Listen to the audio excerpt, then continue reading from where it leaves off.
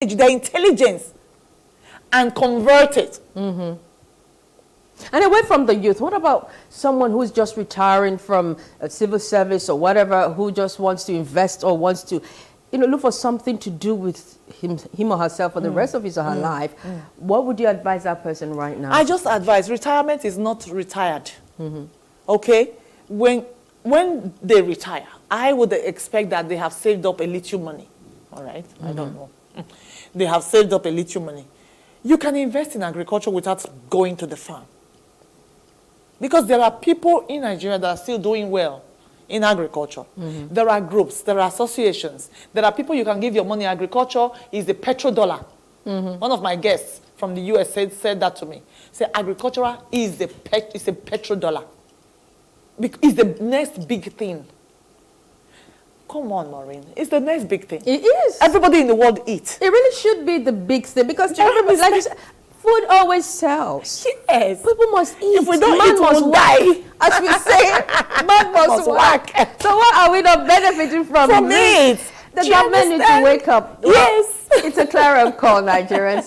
We need to really begin to hold our people more accountable. Yeah. It's not enough to talk about this on radio and television alone and write, on the daily papers. We need to really hold our so-called representatives accountable. Do they know what they're doing? Are they really representing us, or are they representing themselves? These are questions we need urgent answers to. Well, thank you so much, Bridget. Thank you. It's been I wish we had more time. I wish we had more time. There's never not enough time. You need to come again. You need to come again. Bridget Okonofua has been my guest on One-on-One today. It's been a very beautiful time with her, and time is just not enough for us to exhaust all that needs to be discussed regarding agriculture. I am Maureen Menonwezugu. Many thanks for your time. Join us next time. Bye.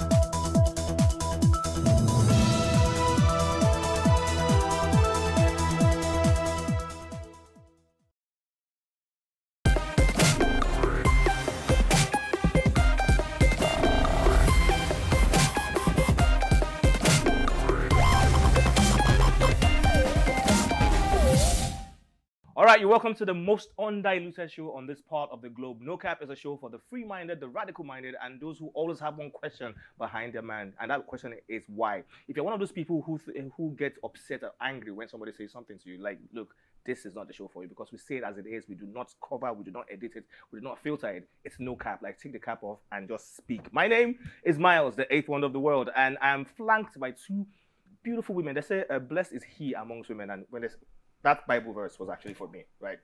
To my immediate left, I have the beautiful, always smiling, by the way. We'll get to you, but why you're always smiling? Frown small. I just frown small. I have the beautiful Booms in the okay, Booms, sorry, yeah. Oh yeah, Booms in the building. Booms, how are you doing today? I'm very well, thank you. How are you? And to my far left, I have the always dashing, hips to the side. She said hips to the side. We don't edit here. Have you forgotten? Okay. Right. I have Rosange in the building. Rosange. I like Rosange. Rosange, how you doing? I'm fine. You are fine, by the way. Bride price is an important aspect of marriage traditions in Nigeria, but how relevant is it in the light of today's world? Although Nigeria's diversity has created room for different types of marriages, but one thing that has remained constant is the payment of bride price. It has become an essential part of valid customary marriage in the country. Now, bride price is usually the payment in a monetary form to the parents or the guidance of the female partner made by the groom on account of marriage. Now, initially, this issue of dowry and bride price was more like a pleasantry exchange between husband to be and the future in-laws when it all started. In most cultures, though, it was a little things that were just like little things. But these days, people now see it as, business. Especially the men, they now see that, they are bought over the woman. Like, it's you now belong to me. Like, I have paid your bride price. So now, anything I tell you to do, you have to do it. Now, that's where we are today now. Before we get back into the studio and we talk about it and argue, because I know you people are already frowning and ready to explode. Yes. We went into the streets of Lagos. We talked to one or two people, and a lot of people were furious. People were angry. Some people loved it. Some people were excited about it. And they had this to say about bride price. Is it nonsense? or is it sense? Let's see this right back. It's not nonsense to our culture. Understand? We have to pay. There are norms and belief now. You have to pay the bride price. You have to pay the bride price. Yes, because it's part of our norms and belief. My sense, so I won't collect my bride price now. So that means you are for sale. No, that's not what it means. What does it mean? It's just a token. I mean, it's just a token. So why are you paying for your wife? Are you trying to buy her or something? I don't understand. It doesn't make sense. It doesn't make sense. It doesn't make sense. I don't think you have to pay to get a woman. Like, that's not right. I just think. Why do they have to pay to like get me? I don't know. You can gift my family every other day, but you can't buy me. Nah. So I don't buy the idea of buy bride price. Absolutely nonsense. Absolutely. Why do you think so? You know, I mean, I feel like if I don't know why we pay. Why do you guys have to pay? Like, why?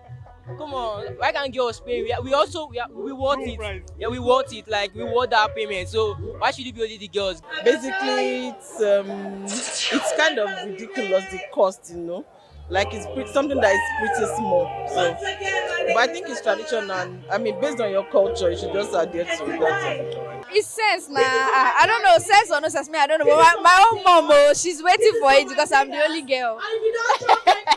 So yes, now sense or no sense, that is not my business. I don't have anything to do with that because my mom is patiently waiting as the only daughter. So she don't write list everything. So.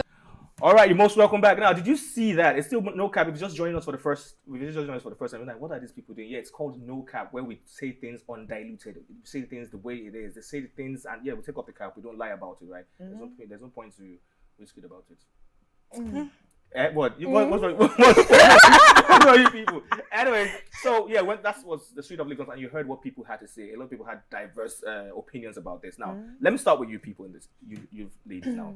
Bride price, sense or nonsense? I think Bumi wants to go first. Booms wants to go first. Well, I mean, I feel it's utter rubbish. What's utter rubbish? Bride price. Okay. I feel it's literally nonsense. I mean, in the past, it used to make a lot of sense.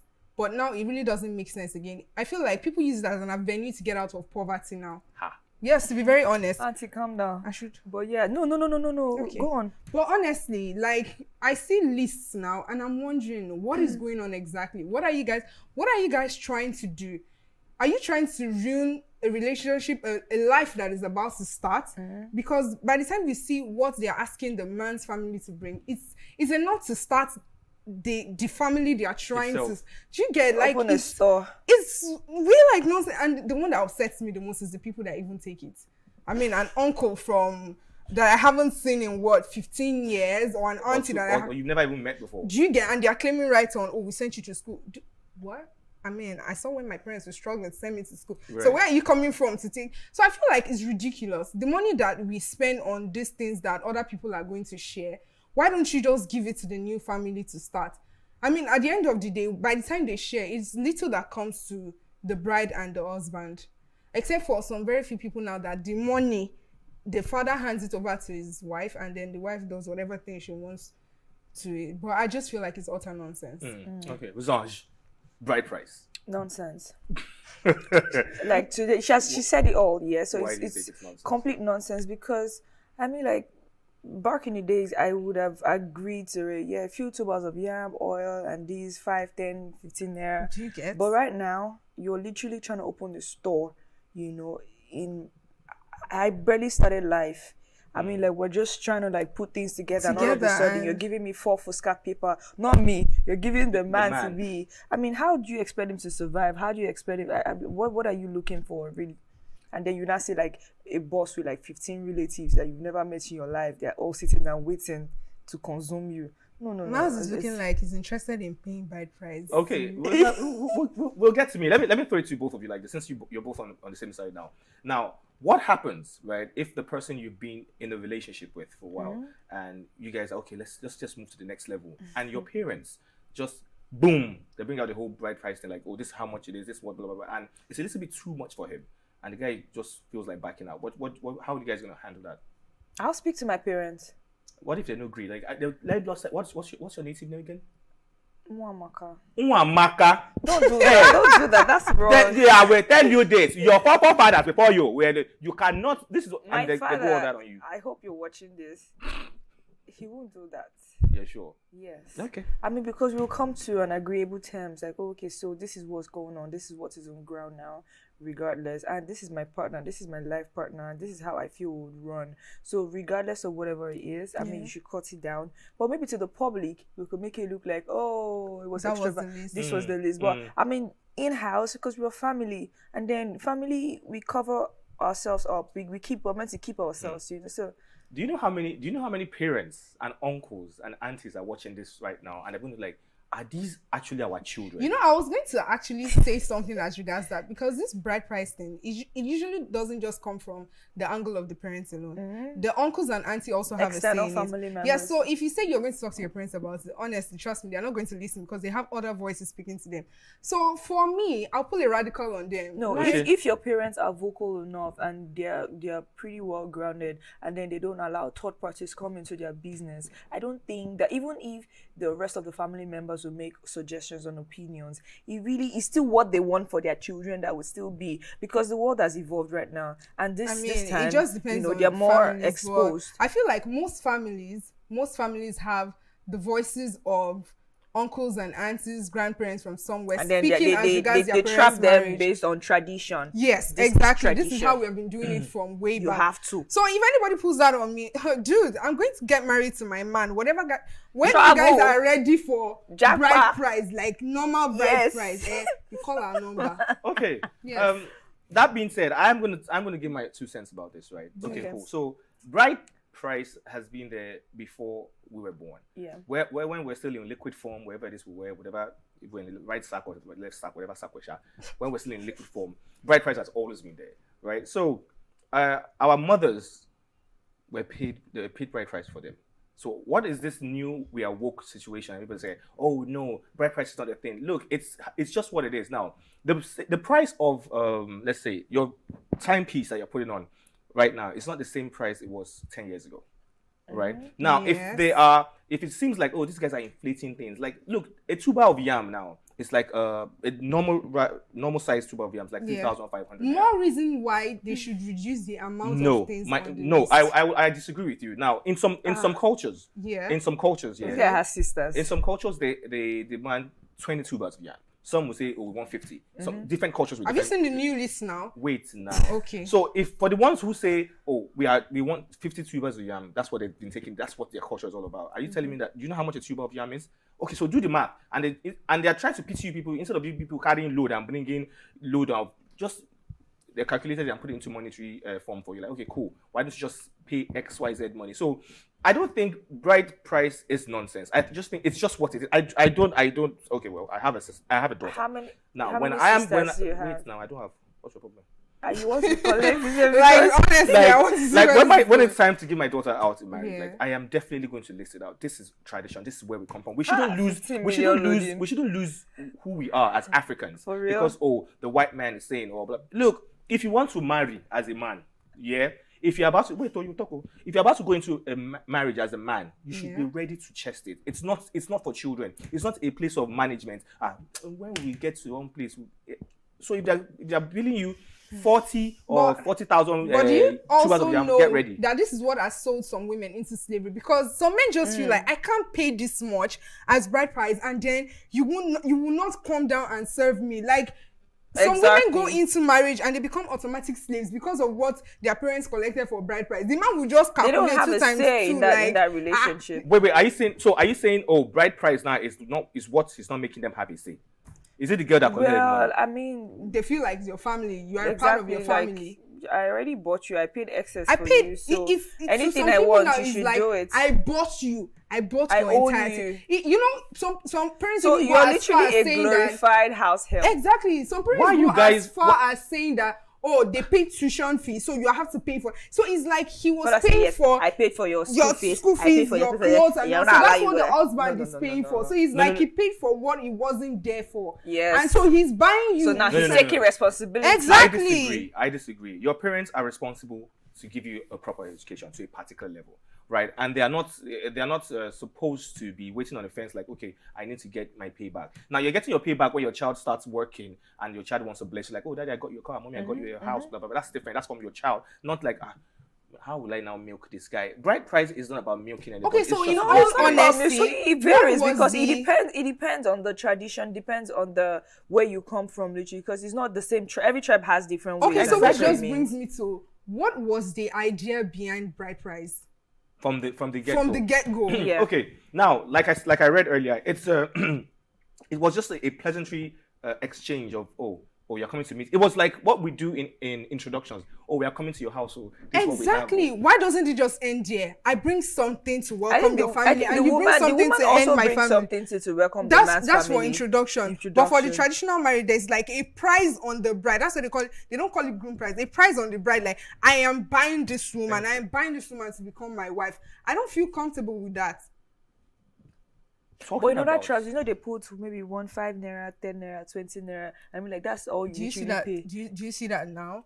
No, they still do it. Depend. I think some Delta State, some other like. Where are you from? I'm from Delta State. Okay, from Delta State. Like, what's the bride price I do range not in your know. side? I don't know. So, but do you have sisters who's got married? Yes. Have you heard? Did you see what was brought? Or No, did you I know. I don't an have idea? sisters. I have cousins. They're Okay. Benin. Did you I mean, have- it's quite different, because it's still the same thing, but it wasn't as much as that. But you see, Imo. Abia.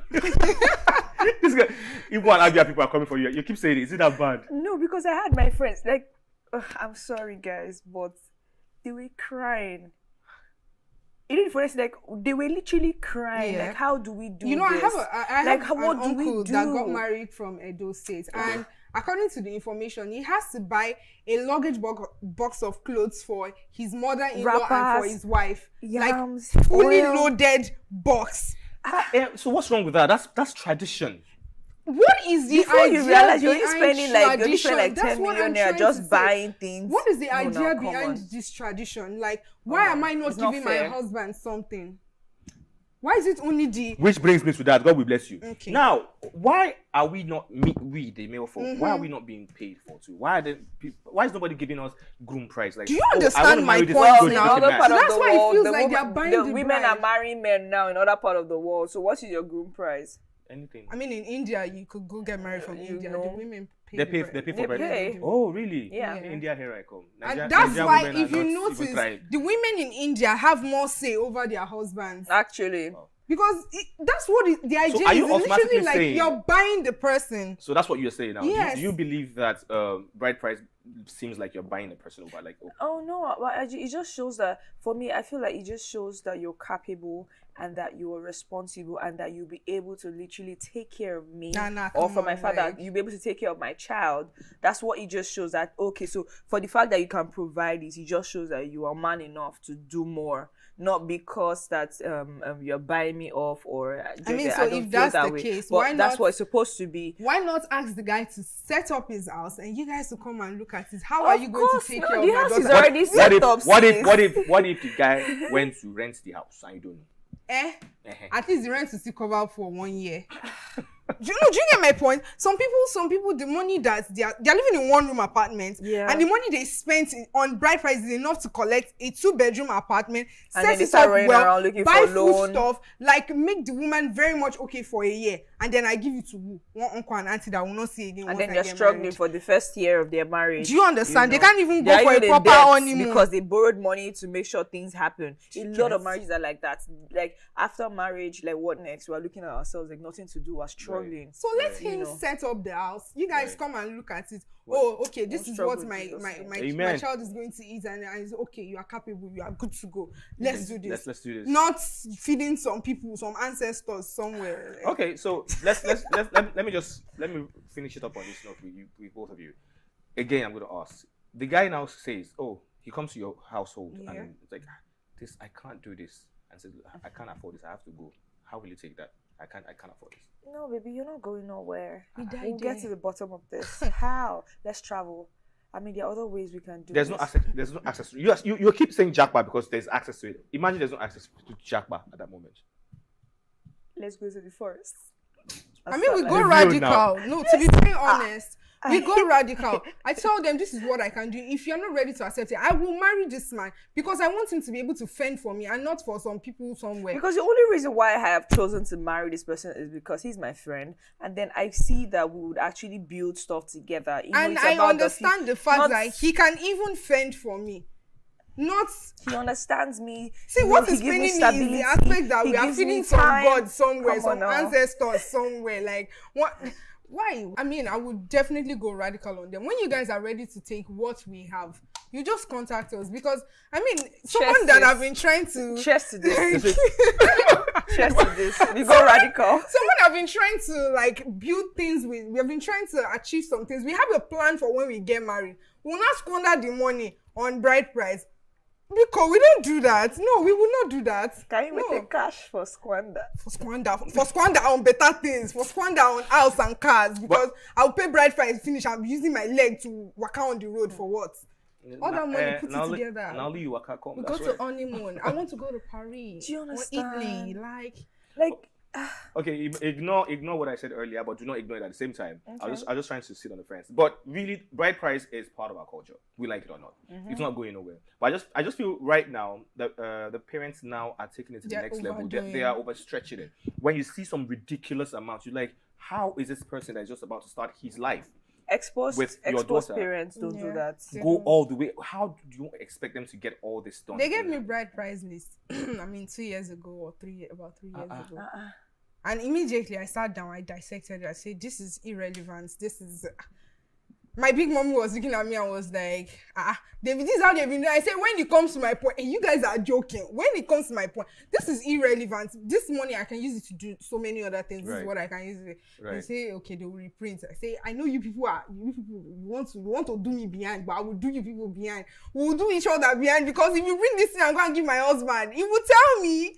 He's going to tell me. Am I married? No, I think it's the bride price. It's the bride price that chased the guy. Well, they pursued you, not pursued the man. They pursued me safe because I'm like, really, guys? You see, that's the reason why where are you from? I'm a Yoruba girl. Okay, I'll let you say, but most Igbo ladies, they don't marry in time. Igbo and who again? No, let's not do Igbo. Okay. I'm not being tribalistic, but I mean, like, because of this, a lot of people are still there. I mean, it feels like you are planning for your bride price more than you're planning for your future. Yes. This actually, like I said earlier when I started the show, it actually happens to my friend, and this is not me just trying to create a story. It happens to one of my best friends. When he watches it, he just shake his head like, this guy had to do this, Like that's did you see that meme where they said? I saw the meme where my friend was on radio station when he said, I mean, I do that a lot. This actually, I'm sure he'd be like, God, Miles had to take my story out there. Like, it actually hurt him. He was ready. They had done the introduction, right? They've done the, I think, engagement or something. The guy was ready. He had packed everything he had. He moved down to Lagos from Abuja, got a new place. And he saw the bride price. He wanted to kill him. And this is the girl that he loves so much. Now, girl on her own now goes, don't worry, maybe we should just keep saving. We'll get there. Blah, blah. She didn't fight for him. So it really broke him.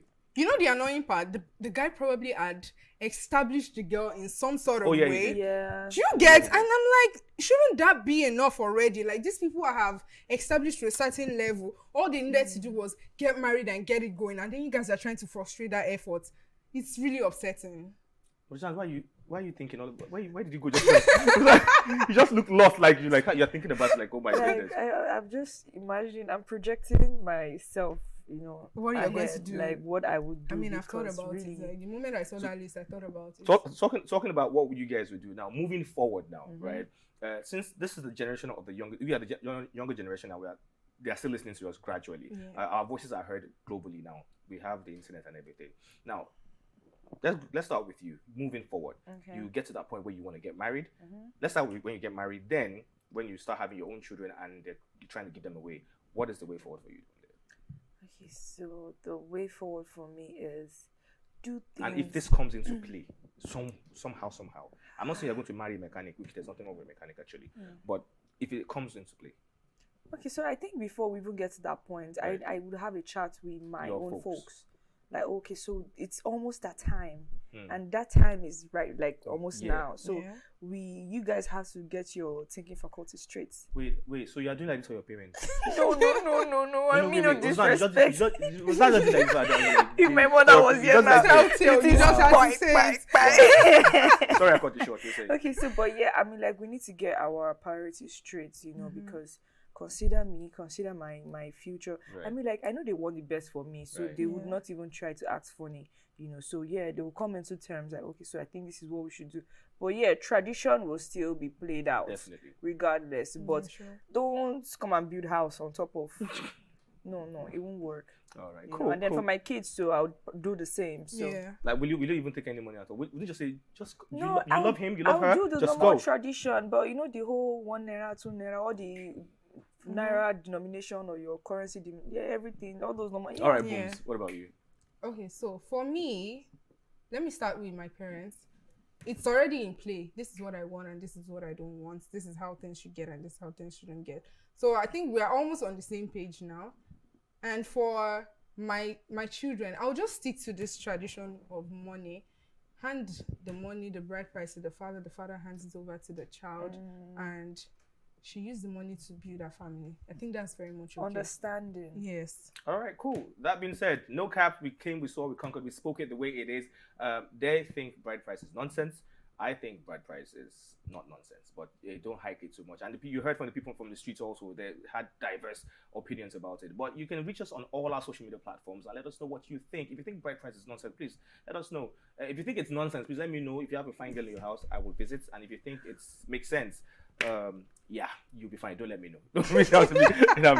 Thank you so very much, Booms. How can we reach on your social media platforms? You can follow me at Mo_Turaya13 on Instagram alone. Okay. What about? You can follow me on Instagram at Rosange_. It is spelled as ROS4NGE_. Yes. All right, cool. Follow her. Don't follow me. I do not have indie money.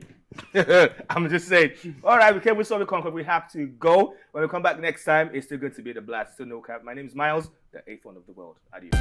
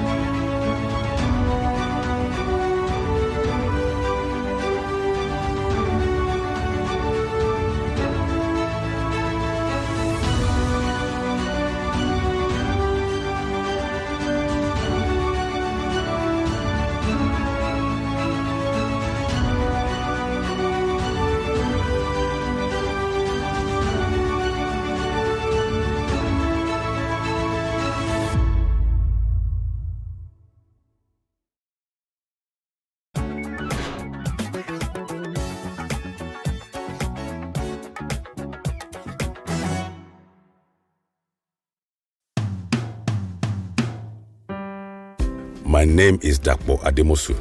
Here is my good old day story. I am always filled with nostalgia each time I remember those good old days. I look into the past with joy and gaze into the future with hopes of brighter things to come. I have many stories to tell. Was it when I followed my mother to J. Allen at Okebola in Ibadan to buy her brand new Mitsubishi Lancer car at a price of 1,310 naira?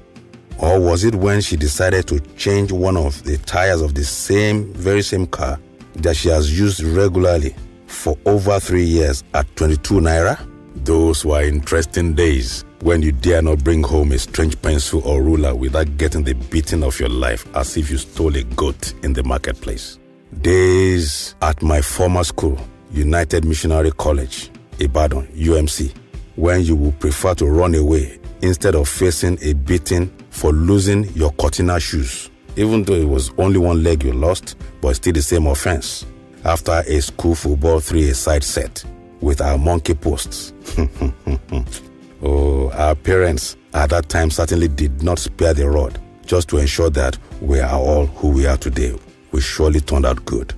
Wow, life was good in those days when every naming ceremony must come with puff-puff or pancake for the whole neighborhood. And each time you see those covered dishes arriving, you know that somebody is doing a naming ceremony nearby. We all rejoice because we have to share in the puff-puff. And same thing goes with the Ileya meat. Every neighbor shares the Ileya meat with the neighbors. And later years, we were always excited when school vacation was approaching for possible openings in organizations for a 1-month vacation job, which is supposed to train us on the value of money. And we were trained to develop a sense of responsibility and a culture of savings. How can I forget growing up with Kolo in my possession, which now all the children call piggy banks? That is, if any child has a piggy bank anymore. Every child had one those days. Sadly today, the narratives are different.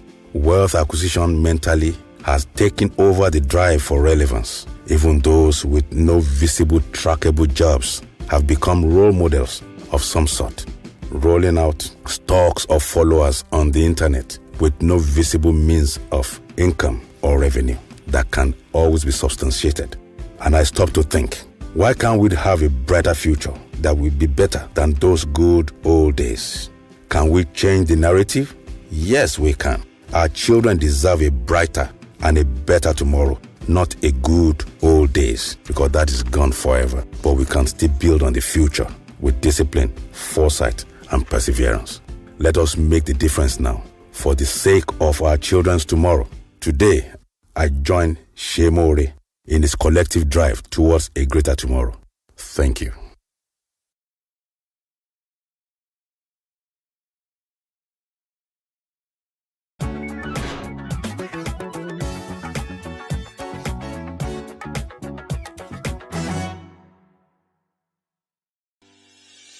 Increase the reach of your events or business services.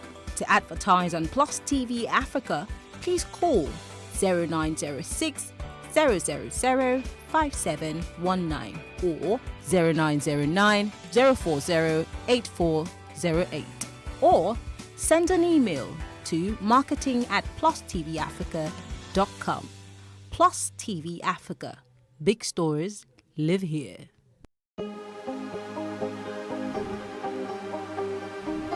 Is it for upcoming artists to blow in Nigeria?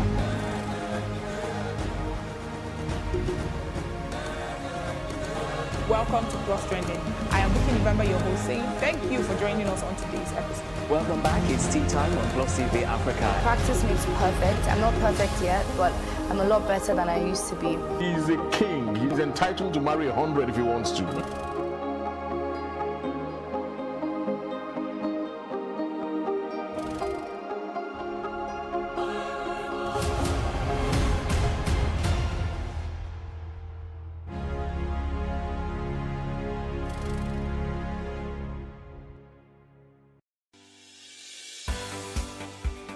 Businesses in Africa can be very challenging.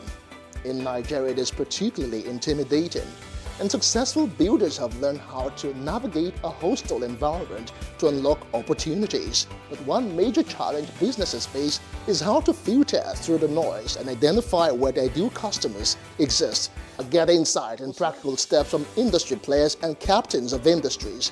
Hear success stories to help you make informed decisions as you scale your business in Nigeria. Watch Business Insights at this time on Plus TV Africa.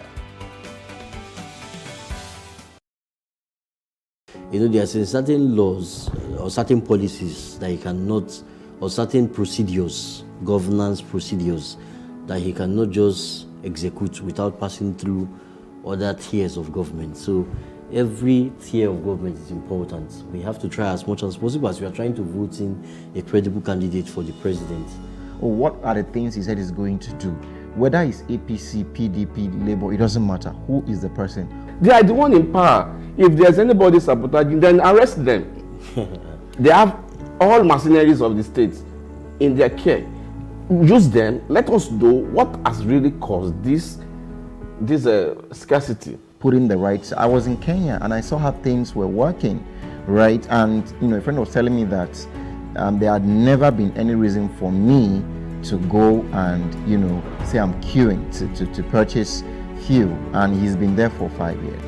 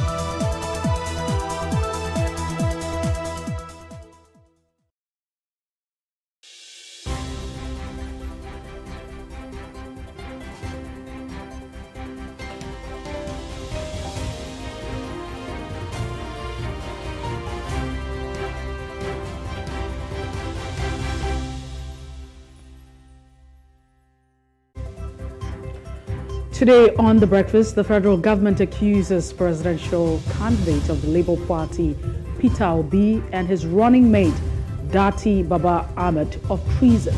We'll have further conversations on the show. Also on The Breakfast, the federal government secures the sum of $800 million from the World Bank under the National Social Investment Program as part of palliative to cushion the effect of subsidy removal. And don't forget, we'll also be looking through today's newspapers, analyzing the biggest stories of the day.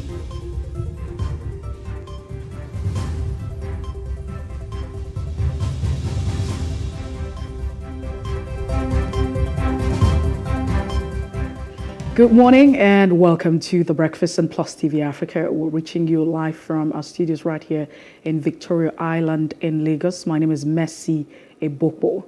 Now, we're almost very close to the weekend. As always, we start our conversation with what's making the rounds. We call it Top Trending.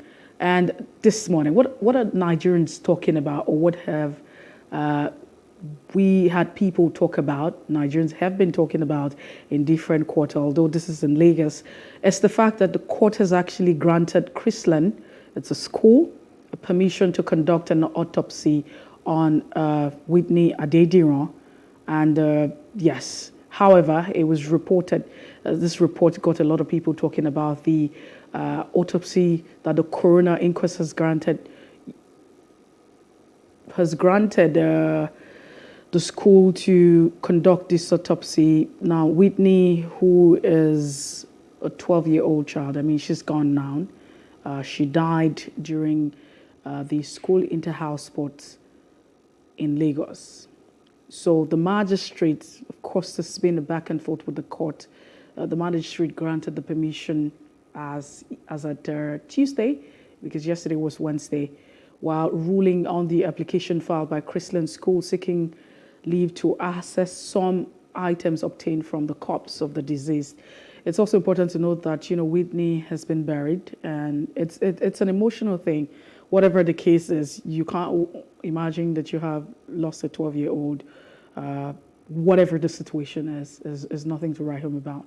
So according to the report, the school said that it will enable it to consult with the independent forensic pathologist and to allow the consultant to testify accurately. So the pathologist would have to make findings before the court so he can testify. But the school told the coroner that the request was made because the representative, that's the pathologist, only attended the initial autopsy that was carried out by the government as an observer and did not carry out any test or dealt with any sample. So it's more like, okay, I didn't touch anything, I didn't do anything, I was just an observer. If the government did this, so you had both parties to it, that's basically what you're saying.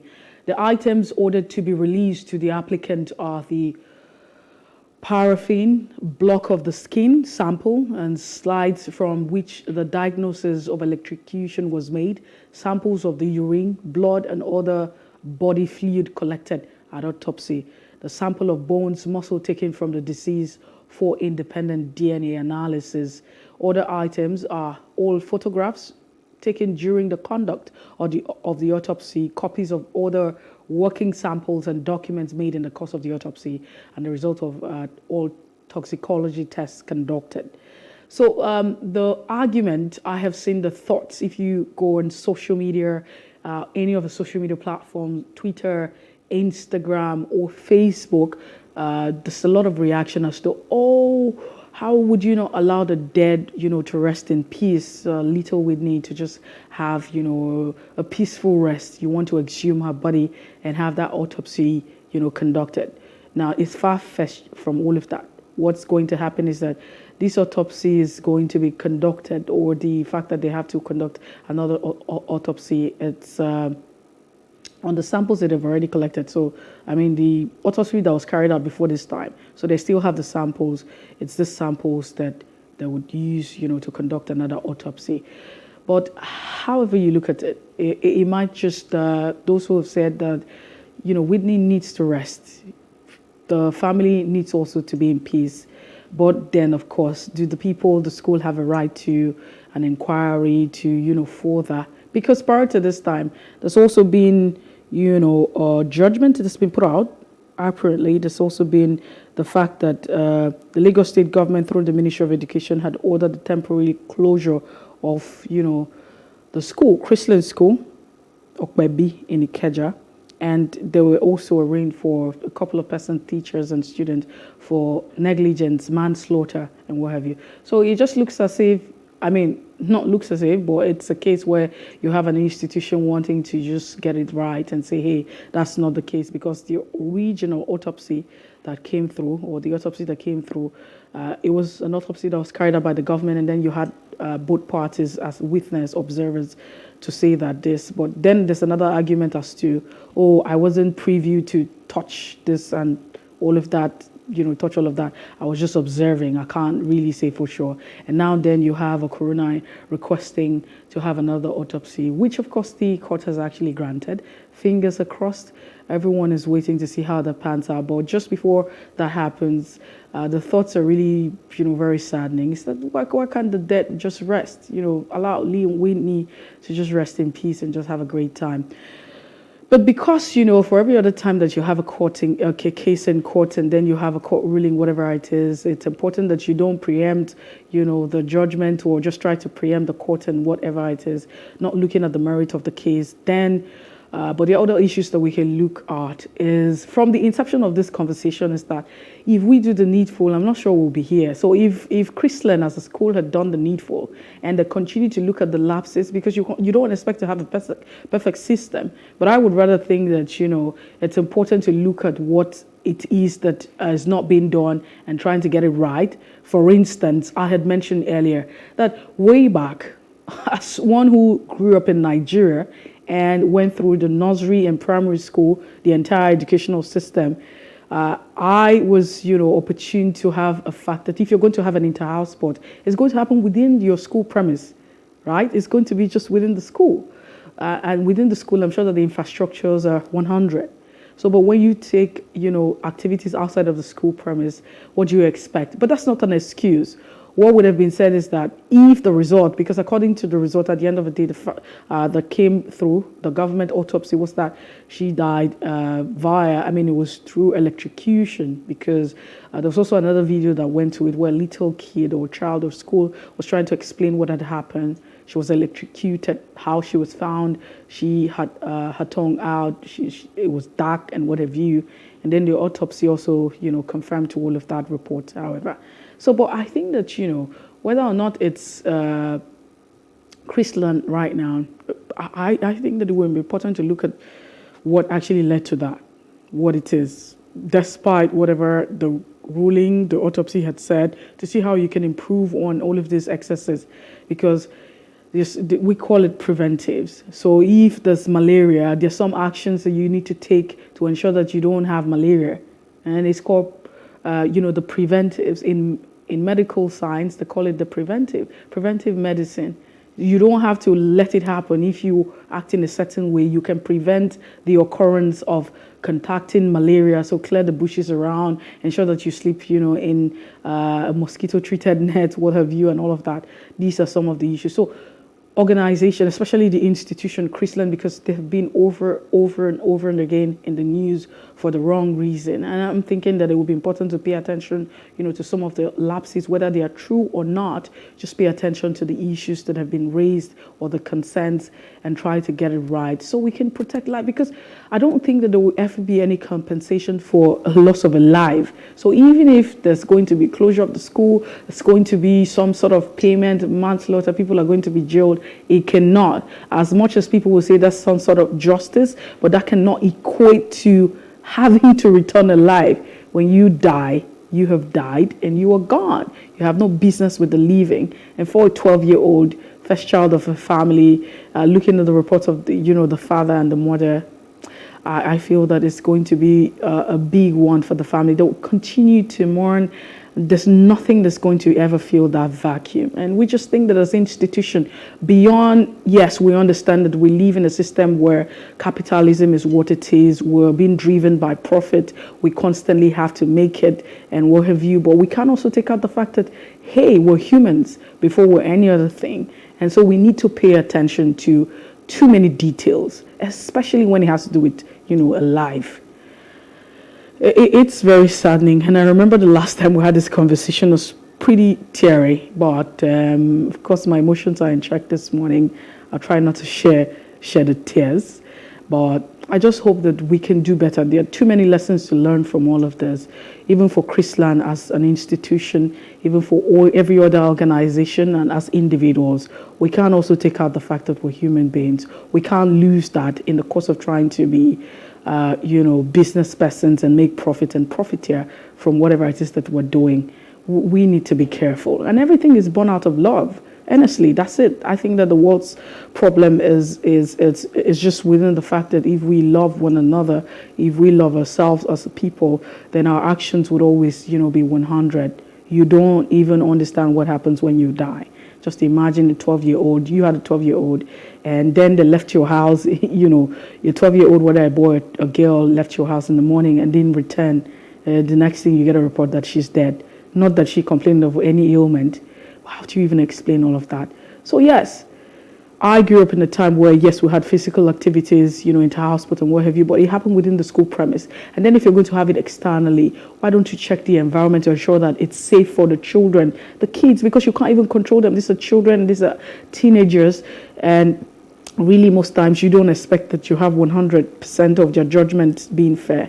So we'll leave it at that. We'll just move on to the next because for the want of time. But fingers crossed, we just see what pans out from all of that. And we really do not, I can just only imagine how the family will be feeling right now. This can never go away. Okay? So then there was serious tension as of yesterday while you and I were here talking about a lot of stuff, tension in Asaba Delta State. And that also constituted to, the crux of the matter. Following the allegation of killing of a middle-aged businessman by a police officer after the deceased reportedly refused to offer him 100 naira bribe at a checkpoint. So when he died, the killing led to a serious protest in the capital city. That's in, Asaba, Delta, Asaba State. Now, residents of this, community condemn, this particular act of the police officer, and, the fact that the deceased was also identified as Ibe Emmanuel Onyeka. He was shot within Asaba Metro Police. If you have visited Delta State or Asaba, I'm sure probably can relate with it. It's a very peaceful place. It's not rowdy like Lagos. There's no drama in Asaba. It's calm, quiet. But that's actually what happened. The people took to the street. But it's also reported that, Onyeka, the late Ibe Emmanuel, is in his early 20s, apparently 20-something, nothing in his mid-20s, early 20s, and was said to be a phone dealer at a popular market and all of that. So I think that we do have a track to that effect. I advise that you take caution. Some of these graphics might not just be pleasant to you. Let's roll this tape now. Block everywhere.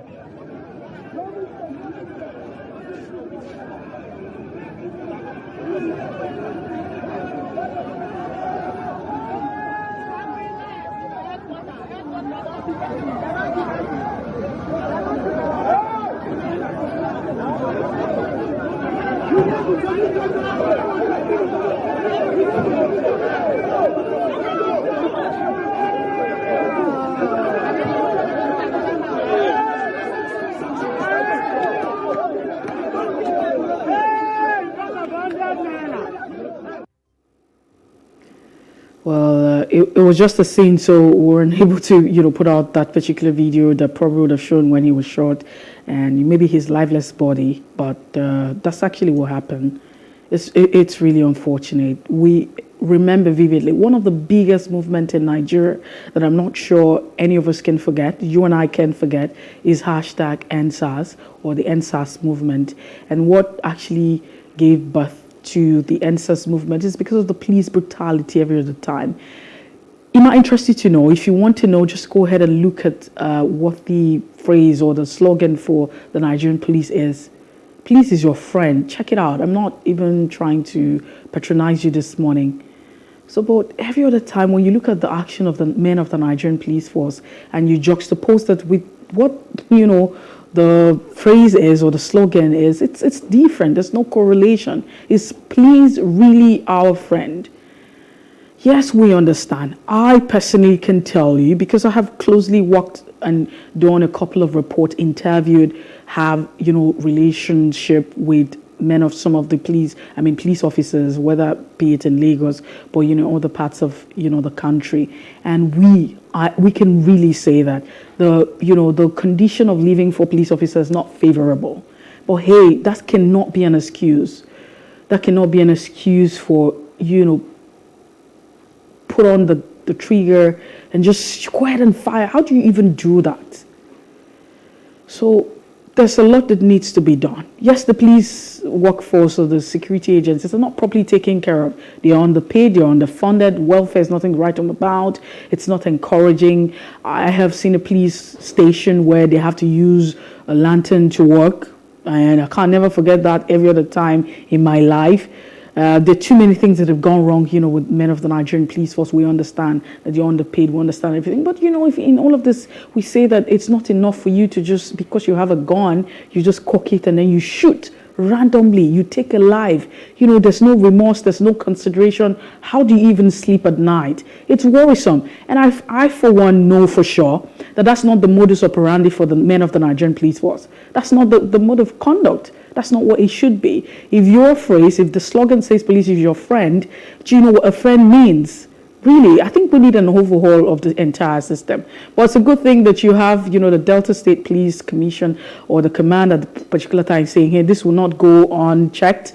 Justice will be meted. We are not going to condone. And I'm sure that the people, the Nigerian people, those in Delta State are going to follow this to the latter. That justice also need to be meted. Now you ask yourself, how does this continue every other time? Because this will not be the first time we're reporting this case. It probably might also not be the last time we're reporting it, because there's also going to be the case of police brutality over time. But then again, we come back to justice. We come back to the fact that even as a police agency, as police responsible for ensuring that lives and properties are maintained, in a civil dispensation, a civil society, do people really get justice? What's the level of, people pay for their crime. What's going to happen? Is it just going to be swept under the carpet? Will it be made to face the law? There will be some investigation, and then, justice again should be given. Now, because every time people commit crime and they don't get punished for it, it feels like there's an impunity. We constantly enthrone it, and people think that they can do whatever it is that they like and get away with it without being questioned or without being made to face the law. So yes, this is a big call to the police once again, to rewrite, her image and the impression that she has on a lot of Nigerians as to, is this case just going to be just one case that has gone? It doesn't matter. It's just one person, and that's very important. It doesn't have to be 10 people. It doesn't have to be 100, but we're saying this one person. What exactly is going to happen? We hope that investigation will be carried out and that justice would actually be meted at the end of the day, despite whoever is involved. And this should also serve as a deterrent, because I don't think that that's, mode of operation that in the course of carrying out your duty, cock a gun. If you have a gun as a police officer, the first time I saw a gun shot live for no reason was in Lekki. Honestly, you have no idea how I felt. It was really, really unbelievable. It's something you don't even want to experience. Anything could have happened at this point in time. We need to do better as a people. Yes, the conditions not favorable, but is that an excuse for us to act irrational in the course of discharging our duties, especially when we have claimed that, hey, we love the system, we're patriotic, we're here to give us time and services. We have to do better as a people. We constantly have to hold ourselves accountable, and we know that we have a system. So yes, again, police brutality continues despite the protests and, all that has happened in 2020, and then there's no result. Quickly, there's also another that's of interest to a lot of Nigerians. It gets everyone talking, especially when you have former President Olusegun Obasanjo put out a letter. He's known for letter writing. I remember that that's also a course, in the course of, schooling. So if you ever went through the 4 walls of Nigerian education system, you probably would have written a letter or not. Whether it's a fiction or non-fiction, you'll be told to write about how you spent your holiday, even if you didn't go for a holiday, and what have you.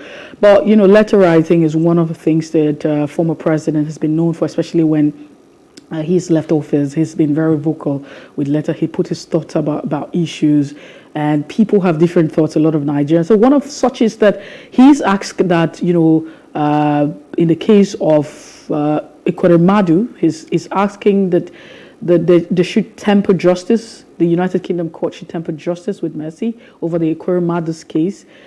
He's saying temper justice with mercy. He appeals to the United Kingdom court over Ekweremadu, his wife, and the case involving their child and organ harvesting. So yes, like I rightly mentioned, the former president, if you don't already know, Olusegun Obasanjo, has pleaded with the Central Criminal Court of England, otherwise known as the Old Bailey, to temper justice with mercy. It is also called, leniency. He's appealing that there should be lenient in delivering judgment.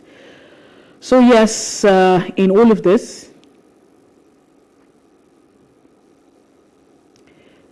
like I said, that the need or the essence of this letter was that mercy should be tempered in May 5th, because in May 5th there will be sentencing of convicted Deputy Senate President Ike Ekweremadu and his wife Beatrice after a 6-week trial at the Old Bailey last month. Or the couple had their donor, and their doctor, I beg your pardon, were convicted of organ harvesting in a ruling which was said to be the first of its kind under the Modern Slavery Act, which is, it's in public domain. In that particular letter that was dated April the 3rd, the former president, I beg your pardon, addressed it to the chief clerk of the court. He said he was saying that he's advocating for leniency for the lawmaker and his wife. He also acknowledged in the implication of the couple's action, which he described as unpleasant and very condemnable and cannot be tolerated in a sane or civil society. Wisdom, a man who's filled with wisdom is what you describe former president as. So he said a treatment in which someone is punished or judged. he's acknowledged the fact that, yeah, this is what it is. But then again, we go to what the case of leniency is. A treatment of someone which is punished or judged less strongly than it should be expected. However, defending lawyers are asking for the leniency on this particular grounds. That letter is quite lengthy. It's a 2-page letter. So you have the first page and the second page if you haven't seen it already. For the want of time, I can't really go through the details of that letter, but in summary, what he's asking for is that, hey, Ekweremadu Madi, his wife, the doctor, everyone involved, what they've done is not acceptable to, mankind. It's inhuman and what have you. It's condemnable, but we're asking that for the fact that, hey, he has, in terms of character, he's a jolly good fellow. In terms of social relations and also in the course of carrying out his duty, please, it's important that you just consider some of these issues and also look at the fact that there's a daughter that needs to be considered. But that hasn't sat well with a lot of Nigerians. That hasn't sat well. Some people think that, hey, Ekweremadu should pay for it. What it is what it is, and there's no gainsaying. You can't go back and forth with all of that. But yes, it's normal. This actually happens. Leniency, it's always a case. People make this appeal, but it's also on the other hand for the court to, pay attention to it. Others have said that Obasanjo's letter over time has not yielded any result. I mean, there are too many letters he's written. How effective have this result been if, the Nigerian populace or the Nigerian system has not taken him seriously? Do you think that the court, that's entirely not, my decision or our concern. We will just fold our hands and see how all of this pans out. But what has happened is he's making an appeal based on, character and other issues and saying, hey, we're asking. Yes, what he's done is distasteful, it's not important, but then it should go ahead. But also another underlying question is, how come? Is this because, does this happen to every other Nigerian? This is because he's a prominent person who's been number 3 person in government at the time. He's very powerful and public servant. Would the former president make this commitment to a lot of Nigerians who are going through a lot in diaspora? I mean, in other cases, will this statement be put out? But you don't really put out such comment if you're not close. There has to be a close relationship, with this other person. I see the thoughts of Nigerians across, but then this has been made. Fingers crossed. Let's see how this pans out. That's so much we can take at this point on our top trending. We will return tomorrow with more interesting conversation. Thank you so much for staying with us. Now, when we come back, Ezekiel Yaitok will be joining us this morning on Off the Press, where we look through the front pages of national dailies and bring you up to speed with the biggest stories and great analysis. I ask that you stay tuned. Good morning.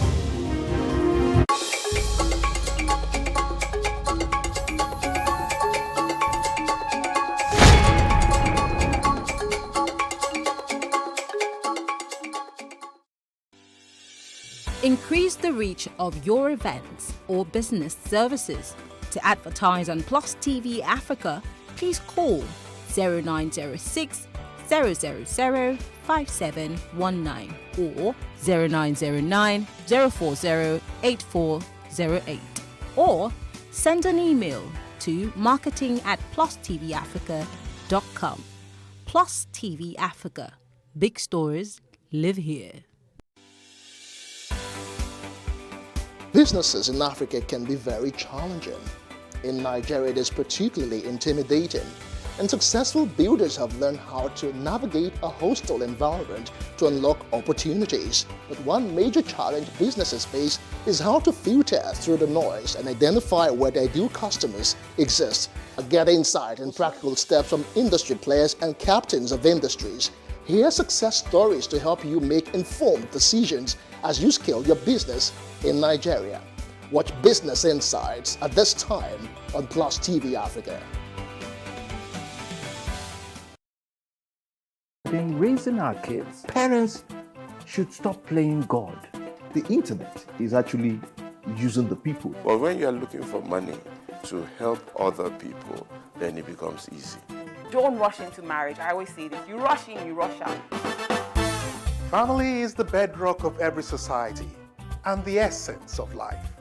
On Today with John and Helen, we dig deep into family values in every sense of the word.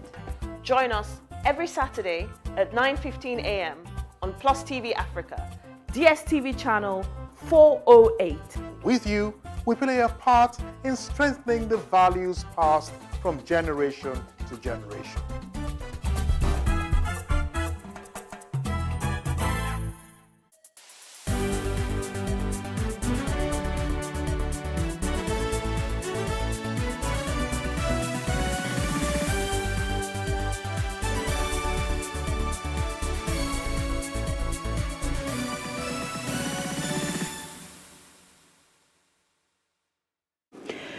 And just like we promised, Ezekiel Nyaito joins us this morning on Off the Press. Ezekiel, it's good to have you join us. Otuekong, that's a title, if you don't already know. It's always a privilege and a pleasure. Thanks so much for having me. Thank you so much for joining us. Let's run through the pages now. We have the leadership. The Punch is also there. Hopefully you look at the Guardian amongst others.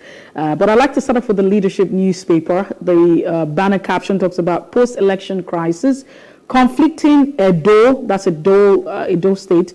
The FCT court orders unsettled Labour Party. That's bold caption that you find. Fate of National Chairman Aburu hangs in the balance, and court injunctions cripples party activities. Ebonyi Labour Party governorship candidate accuses Aburu of forgery. That's underneath the rider now. Have mercy on Ekwerre Madu, wife. That's what the former president Olusegun Obasanjo begs the United Kingdom courts. Now, I remember having a conversation with someone, I think it was just yesterday, and I think that my name was common, because every other time you hear Mercy, what is that? Then she reminded me that Mercy is, just what everybody says every other time. Okay. Just before we move away, federal government secures $800 million World Banking funding for palliatives. That's subsidy removal. So we have gone to borrow, to cushion the effect of, the subsidy removal. And that's very interesting. Outgoing United Kingdom envoy, I love Nigerian food. Dance, I'll be back. Okay, that's okay. I can agree with that. 775 killed, 1,321 injured by IEDs in the Northeast. That's according to the UN's report. Easter, federal government declares Friday and Monday a public holiday. Tomorrow's a Friday. That's what it means. That's a public holiday. And Monday is also a public holiday. Happy holidaying already. Then we move our attention to the Punch. New House leadership, opposition reps elect plot to upstage APC. Opposition reps elects plots to upstage APC. And so the politics and politicking continues. Opposition reps elect meets from greater majority bloc to tackle the APC. And Group 1's members against APC infiltration, targets key house position. Be warned, 2015 Saraki Dagora action won't be allowed, APC tells reps elect. These are some of the riders you have underneath the caption on the Punch newspaper. The federal government borrows $800 million for mass transit and cash transfer. That's the reports that you have also. I think that this headline might just be dominating all of the front pages of the national dailies. Fresh promissory note increasing national debt. That's according to the debt management, office, the DMO. Ekwerre Madu, Obasanjo begs United Kingdom for leniency. We talked about that on our top trending. And just before we move away, Okada rider on the rampage, kill corp, injure DPO. That also happened in Lagos. Very unfortunate in the course, because if you live in Lagos, I'm sure you're very conversant with the ban on Okada now, and I can tell you for sure that these guys are back. So it was just like, hey, we took a breather and then we're back then. Okay, Lagos Ibadan Express, you find ready April 30th and drainage delays or your section. That's what the federal government is saying. I will just leave it at that. So we move on to the Guardian then, and then we look at the Nation. The Guardian says neighbors feed fat on Nigeria's poorly funded, inefficient seaports. What neighbors? Local ports get 2 billion naira budgetary allocation 8 years, and ports recovering with current reforms. MPA boss is saying, I think it's something we need to look into. Afenifere Igbo leaders tackle Lai Mohammed over treason, and polls claim these conversations would continue. INEC and imperative of financial accountability. INEC and the imperative of financial accountability. Opposition parties plot to produce reps speaker. Nigeria, South Africa, Egypt slowing regional growth, says the World Bank. Oh no, that's not fantastic. Then we just move away from the Nation newspaper. It's like saying you're in a ship, and then the ship is about to sink, and then they found out that you are the reason for the ship sinking. So we're moving away from the Guardian to look at the Nation newspaper quickly. The Nation says, showing card to Tinubu, make power devolution a priority. Make power devolution a priority. I warned Peter Obi that his supporters would make him lose the election, and I saw that thought. Former President Olusegun Obasanjo writes United Kingdom court over Ekweremadu and his wife, asking that justice should be tempered with a bit of mercy. APC moves to reconcile Adamu Omisore with Lukman. 6 died, 27 million recovered from accident scene in Oshun, and Trump denounces felony charges against him. These are some of the headlines. Also quite interesting that he's also a front runner for the 2024 elections. A court suspends Labour Party National Chairman Secretary orders. Then you continue post-election issues. I'm sad to leave Nigeria, says British High Commissioner. Well, it's okay. You can always visit. That's the site of it this morning on the pages that we've been able to look at. Then we have Ezekiel Nyaitok. Ezekiel, thank you so much for making our time to be with us this morning on Off the Press. We really appreciate your time. Thank you, as always. Okay, so quickly, the headlines are quite interesting, but I think we start off with the letter that was written by former President Olusegun Obasanjo to the United Kingdom court, pleading for mercy on behalf of Ekweremadu and his wife. What are your thoughts, really?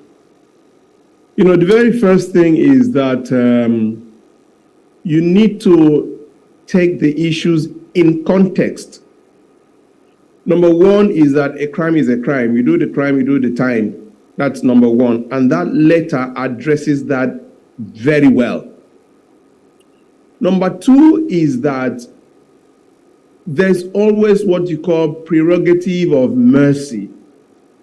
And under certain circumstances, if you take time to read that letter, you will have nothing short of the highest level of respect for former President Obasanjo. That man comes time and time again to show himself as a nationalist. Why do I say this? In a country where you have a man like that, there are several international dimensions, and Obasanjo has come in to play a role that, in my opinion, should have been played by the federal government if they had what I call emotional intelligence. What a way for the North, let me just put it that, to tell the South is no, we're not against you. By doing what? By saying this, just take it on a national platform. This man has been in the Senate, if my whatever serves me right, for about 3 terms, okay? And is a current serving senator and was once the number 2 man in the Senate. And you said, look, Nigeria is not like this.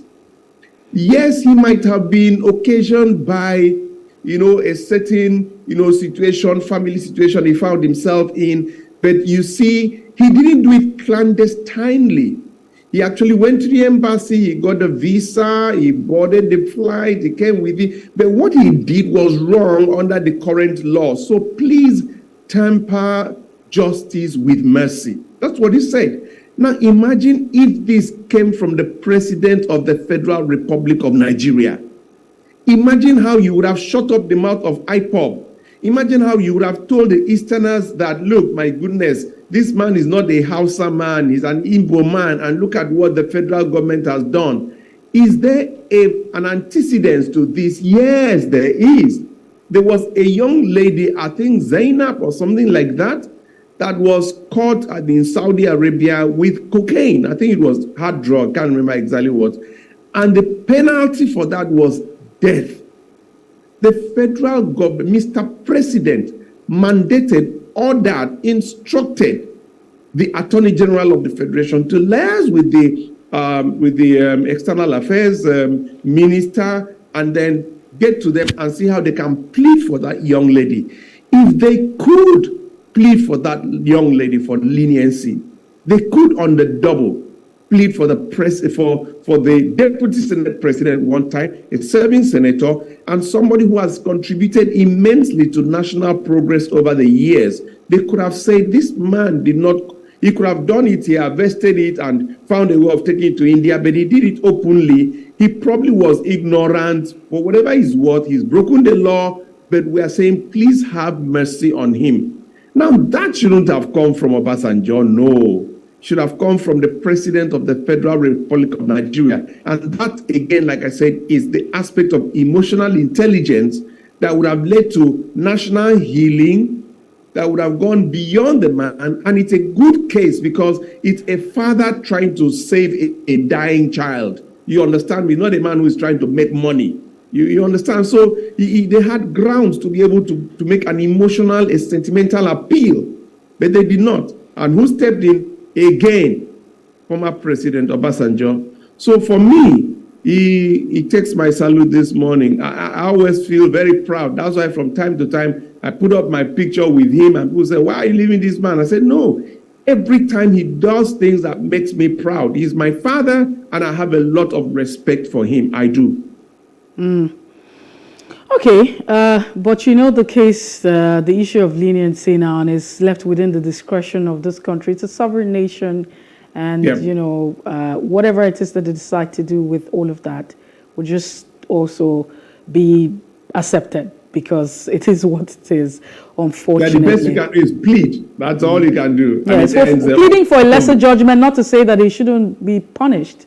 But whatever it is that will be done should just not be as strong as it should have been, based on, you know, character and what have you.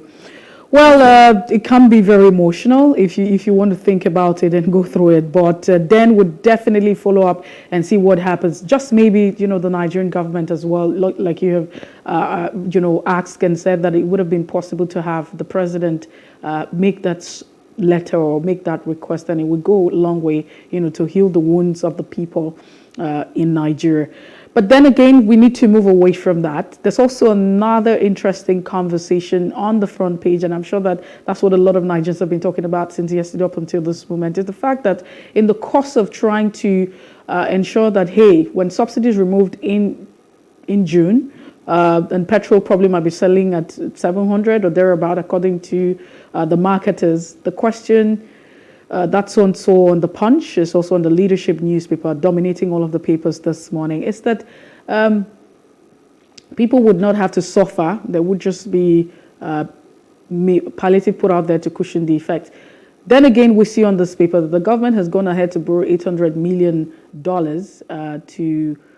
from the World Bank to ensure that this also goes to some Nigerians to cushion the effect of it. Ezekiel Yaitok, as one who is very interested in government and governance and how the people fare, what do you make of this move by the government? You know, each time I see things like this, I feel very unhappy. Absolutely. I feel depressed, you know, I would say so, because the level of insincerity in government using the name of the poor is infuriating. At the end of the day, there's a loan of about $800 million. And you come to do an aggregate of the use to which these funds will be deployed.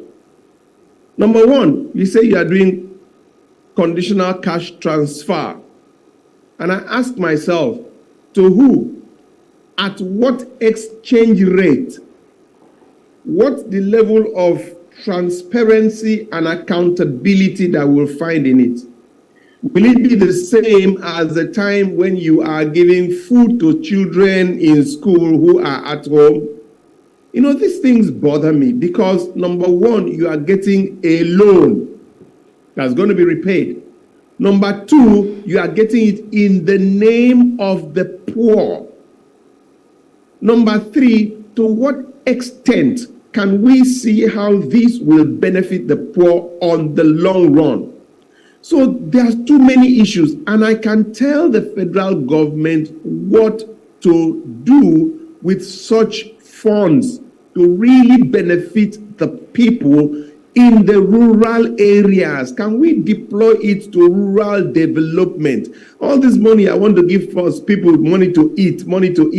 Those things just don't make sense, because at the end of the day, you create what you call a dependency syndrome. Look at all the money to eat on election day. They are finished. All that money is finished. Long before the governors are even sworn in, the money is finished. There's a video I'm doing, and like, bros, how far? Where the money? It's finished, and the man has not even been sworn in yet. They never swear in the person. That means the 4 years never even start. So the question is, how are we thinking as government? When will we start to have people that have this heart, this level of sympathy for the poor? You know, something happened, you know, I won't be able to give details. I was called to be given a job by a governor, and that job was to change my life. Something too good to be true. And when the governor sent for me and I went to him, I told him, sir, can we have a 4 eyes meeting? Because there were some other people. And he said, okay. So we moved to a private place. I asked him, sir, is this project for real or for empowerment? He asked why. I said, if it's for real, I'll be grateful to you for the rest of my life, because it's going to change my life. It's when I need money. But if it is for empowerment, I don't want, because it is a project that is supposed to benefit the poor. And I will not see myself being part of the money that is meant for the poor, that is being deployed to the rich, just so that, you know, he looked till tomorrow, that man has the highest level of respect for me. And he told me what was to be done. And I was very grateful. And I was really empowered. It really helped me. But it was a project that directly benefited the poor. What am I saying? You can have your own fallout, as it were. But make sure that when you call the name of the poor, that the money actually gets to the poor. Don't use the name of the poor to enrich yourself. That's what's really bothering me in this whole thing. And then end up giving a loan that he will have to come and pay, or his children, when you have left office and you and your children, all of you, are safely out of the country. How many former this or that are here with us and their children? Oh, they take off because they've created an alternate, environment for themselves while they were in office. I think that there's an urgent need for us to really do things that will benefit the poor. That's really where my problem is. So the problem is not about the fact that we're borrowing to execute this sort of plan, or is it that the problem is that you don't trust the entire process, that these funds will get to the poor? You couldn't have captured it better. Exactly what it is. But what's the rationale? I know this is going to be the crux of our conversation, for the first topic when we proceed, but just a little more before we move away from that. Do you think that it's rational that we probably have to borrow in the first instance, where you're taking a loan to solve the problem? And when you juxtapose that with the cost of the subsidy removal for 2023, is it not as good as saying go ahead and continue paying subsidy? I'll tell you this. One of the things I wanted to do as a governor was to get 10 people from every village. And we have, 2,226 villages in Akwa Ibom. Get 10 people from each village, youths. Train them for 3 months. 3 months training, not just throw money at them like these people are doing. Train them. Part of the training is regularity. You go to work, you go to the training by 8 a.m., you are there till 1, you go on 1 hour break. It brings out certain things, certain disciplines in you, and then tell them about bookkeeping. 3 solid months. At the end of that period, give them between 500,000 and say $1 million to do certain things you have trained them to do. What you end up doing is create a new class of employers who are productive in nature. Now, even the tax you get from them, which they will very happily pay because they saw country that trained them and gave them the capacity, that tax over period can even be used to aggregate the repayment of the facility. So what am I saying? There's nothing wrong in borrowing, but let the borrowing not be what will just go into consumption, what you just take care of yourself. Let's have a little more thinking process into what we do, such that it is sustainable, it creates more employment, it creates more wealth, and it is sustainable and not what creates a dependency syndrome. When you dash people money, you create a dependency syndrome. Because when that money is gone, they will come for the next one. So, So, well, away from that, the leadership is another interesting headline that you find there. It talks about post-election crisis, and then the fact that there's conflict in Edo, the FCT court orders unsettled Labour Party. What do you make of this? I mean, we think that after the election there should be peace, especially when there was a peace accord. That's a lot of rhyme. No, the peace accord, the peace accord. The peace accord was intra-party. Okay. But the one now is inter-party. And, I was in Akwa Ibom, I was a little bit involved in the Labour Party thing because I was head of projects and even the minister in housing under the big tent. Okay? There was a relationship between my party and Labour Party and the other parties under what they call the big tent. Now, before then, the National Consultative Front, where Professor Patutomi was the chairman, I was the head of projects. So, and at the time, I was the chairman of the big party merger committee, the mega party merger committee. So I was a very vital part of it. Now, one of the understandings is that at the end of the day, there's a working relationship between the different parties. I'm one of the very few Nigerians that was openly endorsed by the obedient movement that was not in Labour Party, okay? In which case, it was like, and the Yaitok is adopted in Akwa Ibom, under the Labour, the obedient movement, the big tent, and it was done on tape by no less a person than the chairman of that whole organization, Professor Patutomi. What am I trying to say? Even with that, there were still issues of people going behind and getting certain things and levels of compromises and this and that. So there was a lot of disquiet within the Labour Party. That is why you'd have, the candidate of Ebonyi State saying that he was unceremoniously removed and that his signatures were forged. So there's a lot of bottled up, angst, anger, emotion by some of the members of Labour Party that felt they were, hard done by the system. And as a result, a lot of things are coming up.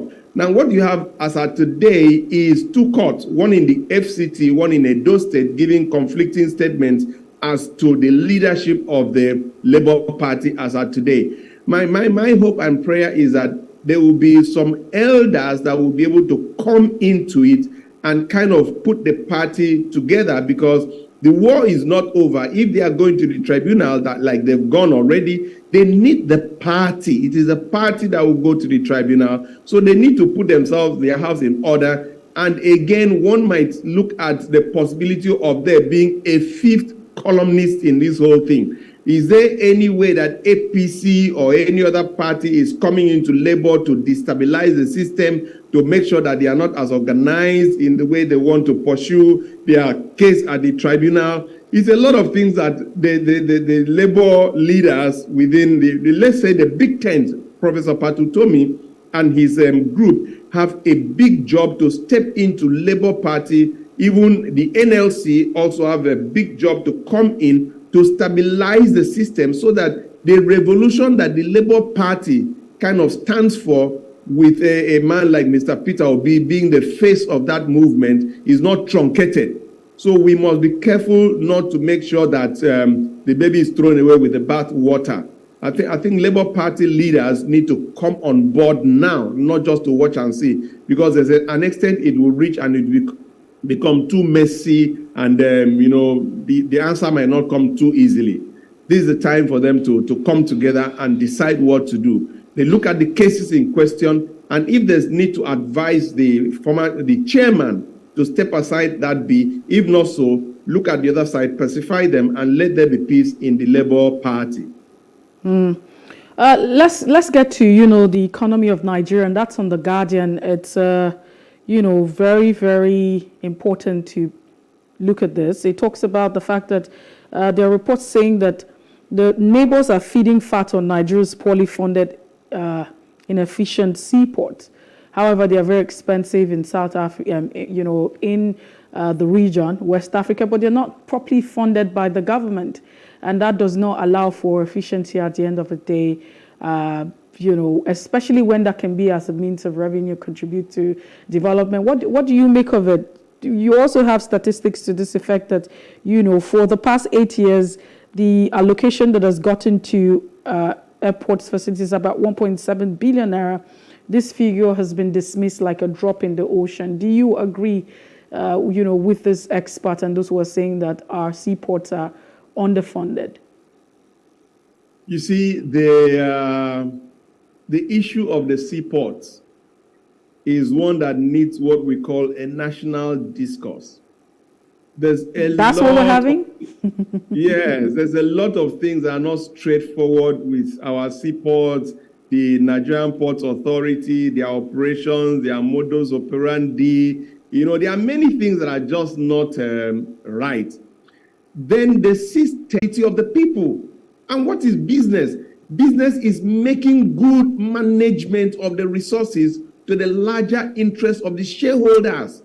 So within this context, we now look at Chapter 2, Section 14, subsection 2B of the Constitution that says that the security and welfare of the people shall be the primary purpose of government. That is the marching order. In business, like I'm a private sector business, the marching order in business is that you got to make profit. As much profit as you can make, the better for you. And you can bend the law, just don't break it. You break the law, like the experimental case, you do the crime, you do the time.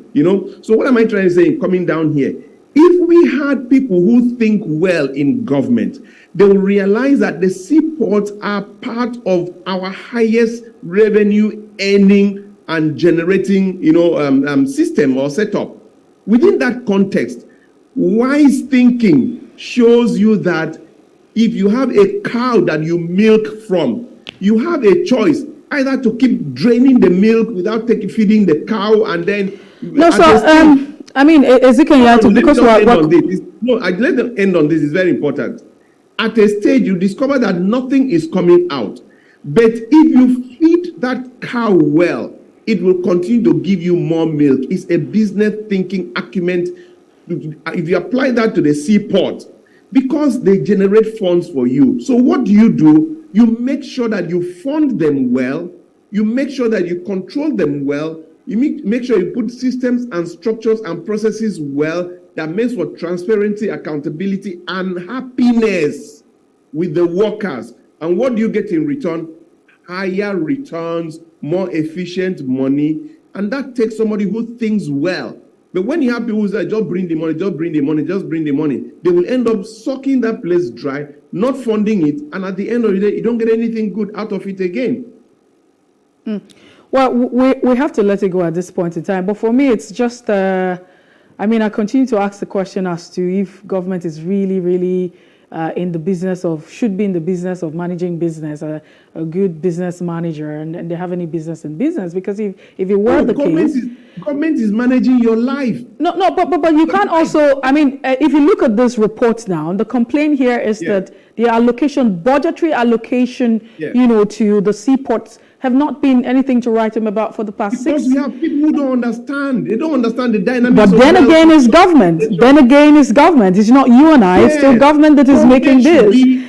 Look, government manages your life and mine, and the most competent people should be put in there. If not so, you and I then become the problem, because we, the elite, should understand that government is the management of your life and my life, and that I cannot take the risk of being where my life is managed by an incompetent person.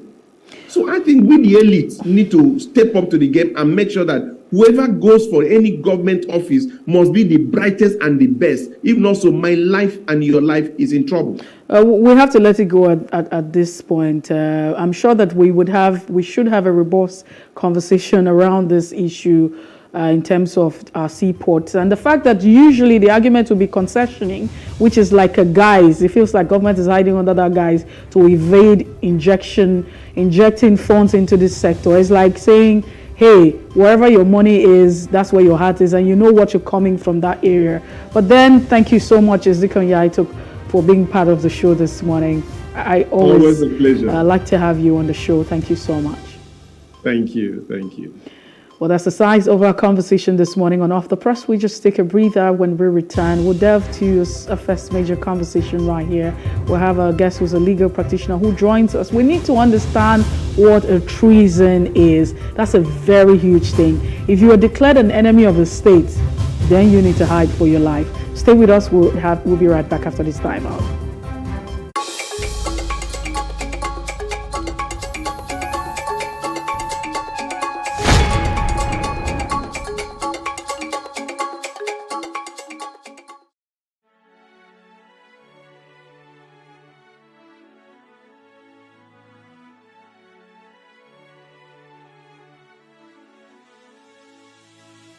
It is engagement we need to have. Those who suffer miscarriages are never taken into account. Members of the National Assembly are also influence peddlers. You are sitting on Nigerians' money. From the Babin, I pay my rent.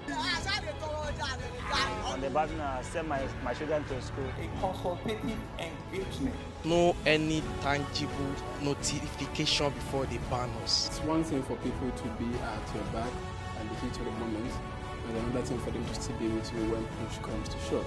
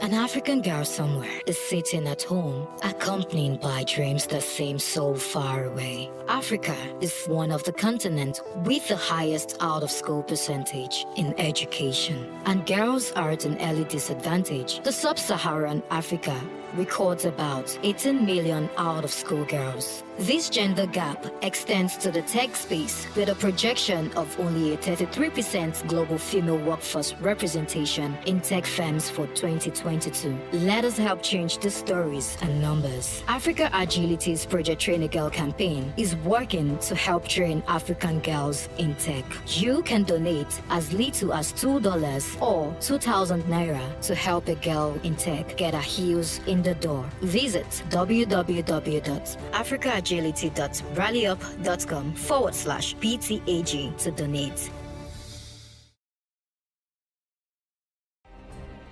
Nigeria's Niger Delta region, from where the black gold fuels Africa's largest economy, where the lines between wealth and poverty has never been thinner. Conflicts, poverty, insecurity, and environmental challenges daily confront the region. How can the Niger Delta story be changed for the better? Join Mamode Akuga at 9 p.m. every Friday evening on Plus TV Africa as he probes deep in search of solutions. Inside the Niger Delta with Mamode Akuga, the authentic voice of Nigeria's oil-rich region.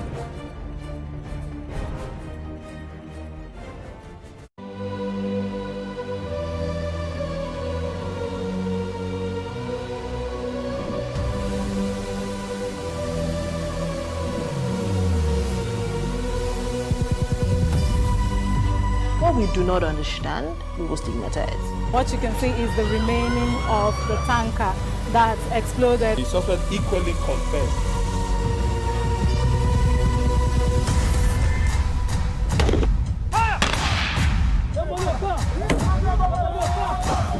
A 500 naira they collect them. If you no talk, then go beat you. Now 2,500 they pay.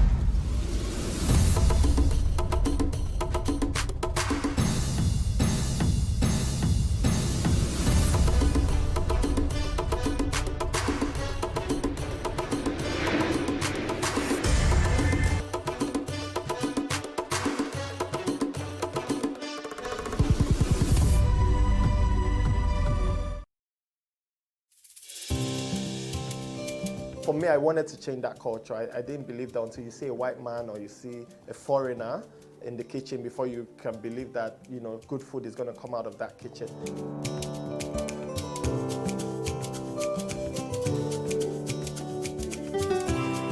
You can leverage on each other's spaces and, you know, sell.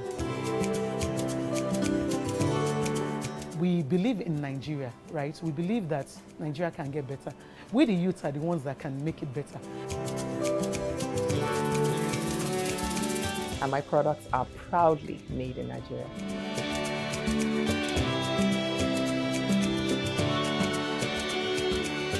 Made in Niger, showing every Tuesday at 10:30 p.m. and repeats on Saturday at 8:30 a.m.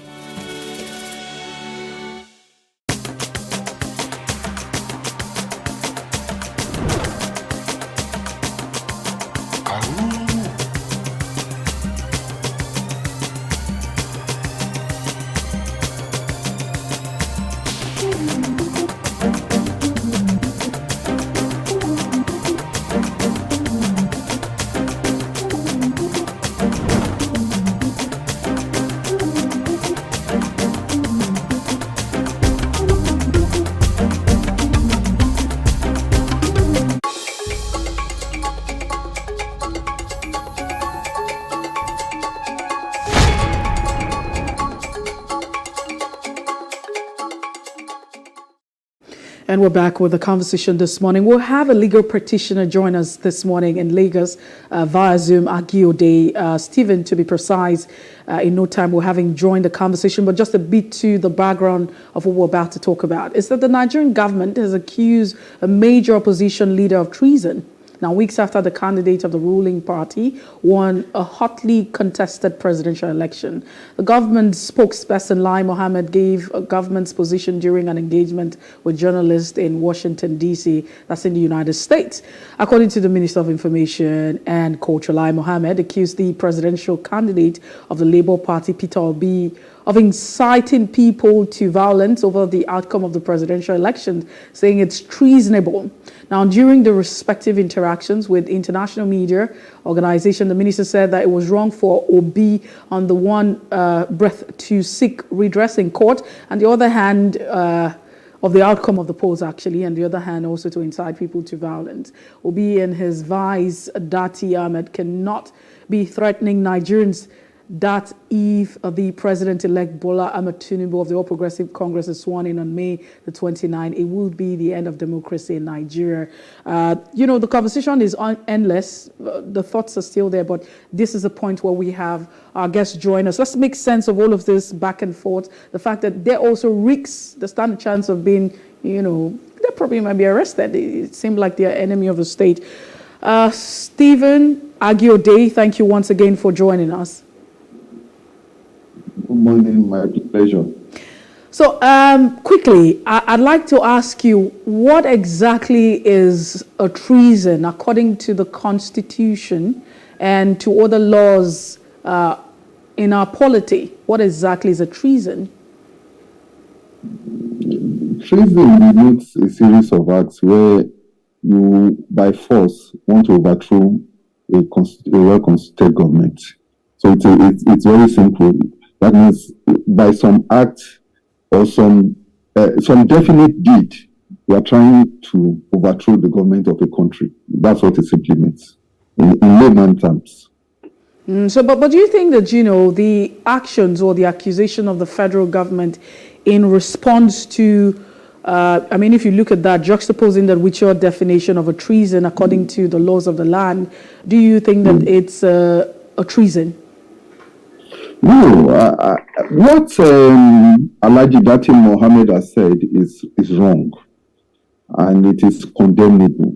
If you contest an election and you are in court over it, you should not be declaring the end of democracy. That is wrong. But at the same time, I don't think it rises to the level of treason. And I think actually it's irresponsible for anyone to actually even be talking about treason at this time. It may be wrong for him to say that, but one must place it in the context of what is going on in our polity right now. Someone has won, they're in court. What I would have thought is that the spokesman for the winner at this time should be engaged in calming nerves rather than exacerbating situations. One can see that when you lose something, at least they say a baby that you haven't fed or will cry. Naturally, they lost an election, they will cry. But one should not extend that crying and then turn it into another thing and say it is treason. One can condemn what they have said and say it is wrong. That's on one hand, but to extend it to treason, no, I think it's still within the bounds of free speech, even though it is wrong and condemnable. That's my own view. Oh, so then looking at that, if you say that that's condemnable, just again, the thought when Dati Ahmed, this is not that I'm holding brief for the Labour presidential candidate, but we're just looking at the issue when we juxtapose it with what the law and the Constitution says. You have someone who's trying to overthrow a government. For you to say that the president-elect should not be sworn in because the election was not free, fair, and credible, does that really align with the definition of treason when you say you're trying to overthrow a government? Is there any way in the statement that was made that sounds like, there's a plan to overthrow the government, whether by that particular statement or other actions? Again, you are, a man of the law, and so I'd like you to bring us up to speed critically. Like I said, what he has said, if you have to take the text of what he said carefully, if you take everything he has said carefully, it does not amount to treason. It's still within the bounds of free speech. If you take every single word of what he said, that democracy will end, that is his opinion, that democracy will end. He didn't say there should be a coup. No, he didn't go there. He just said you'll be doing something illegal and unconstitutional. That is his opinion, even though it's wrong. You may say that if someone is contesting for that high level of office, he assumes the status of a statesman, so he should watch what he says. And I would agree completely that he should watch what he says. But is what he has said really outside the bounds of free speech? Has it gone to the extent of what treasonable act has he done really? What unconstitutional act has he done? He has said something that he shouldn't have said, but it's still broadly within the range of free speech. It may be irresponsible to expect a statesman to be talking like this, but that does not mean it's treason. And I think that those who are talking treason should be well guided. Because before you know it, you are going into the realm of authoritarianism where it's like someone is hot, don't cry. No, you don't do that. You are going beyond the bounds of, you yourself are going beyond the bounds of democracy when you do that. There should be a certain latitude for speech in a democracy. Wrong speech. That is my point. So, but then again, with what the government has said, there's also been a response from the side of the Labour Party saying that they have never in any way incited anyone or tried to overthrow the constitutional government. But then again, do you see this government moving ahead to swing into action in that light, declaring them an enemy of a state, making arrests and what have you? If they do that, it will be a very bad omen, and it will be taking us back rather than forward. What one will expect of the government now and people of goodwill is to say to the Labour Party Vice President that he should temper things down for now. He's a statesman at this point. He should temper things down and face the court action which they have instituted and let that play its course. He's in court already. He may win, he may lose, we don't know yet. He should face the court action. He can even express opinions about the court where he is, so long as he doesn't enter into the range of prejudging the court's action. We should allow a lot of latitude for free speech. He can talk. But as a statesman, should he be talking about the end of democracy? No. But to speak of arrest, then you are entering, in my view, into the range of fascism. You are entering into the range of fascism, into the range of authoritarianism. One must allow democracy to have full amplitude and plenitude. You must allow it to stay large.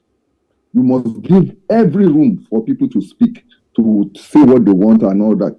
These people are aggrieved. They lost an election. You let them speak. But the vice presidential candidate of the Labour Party is a statesman, and he should not heat up the polity. But this is what men of goodwill should tell you.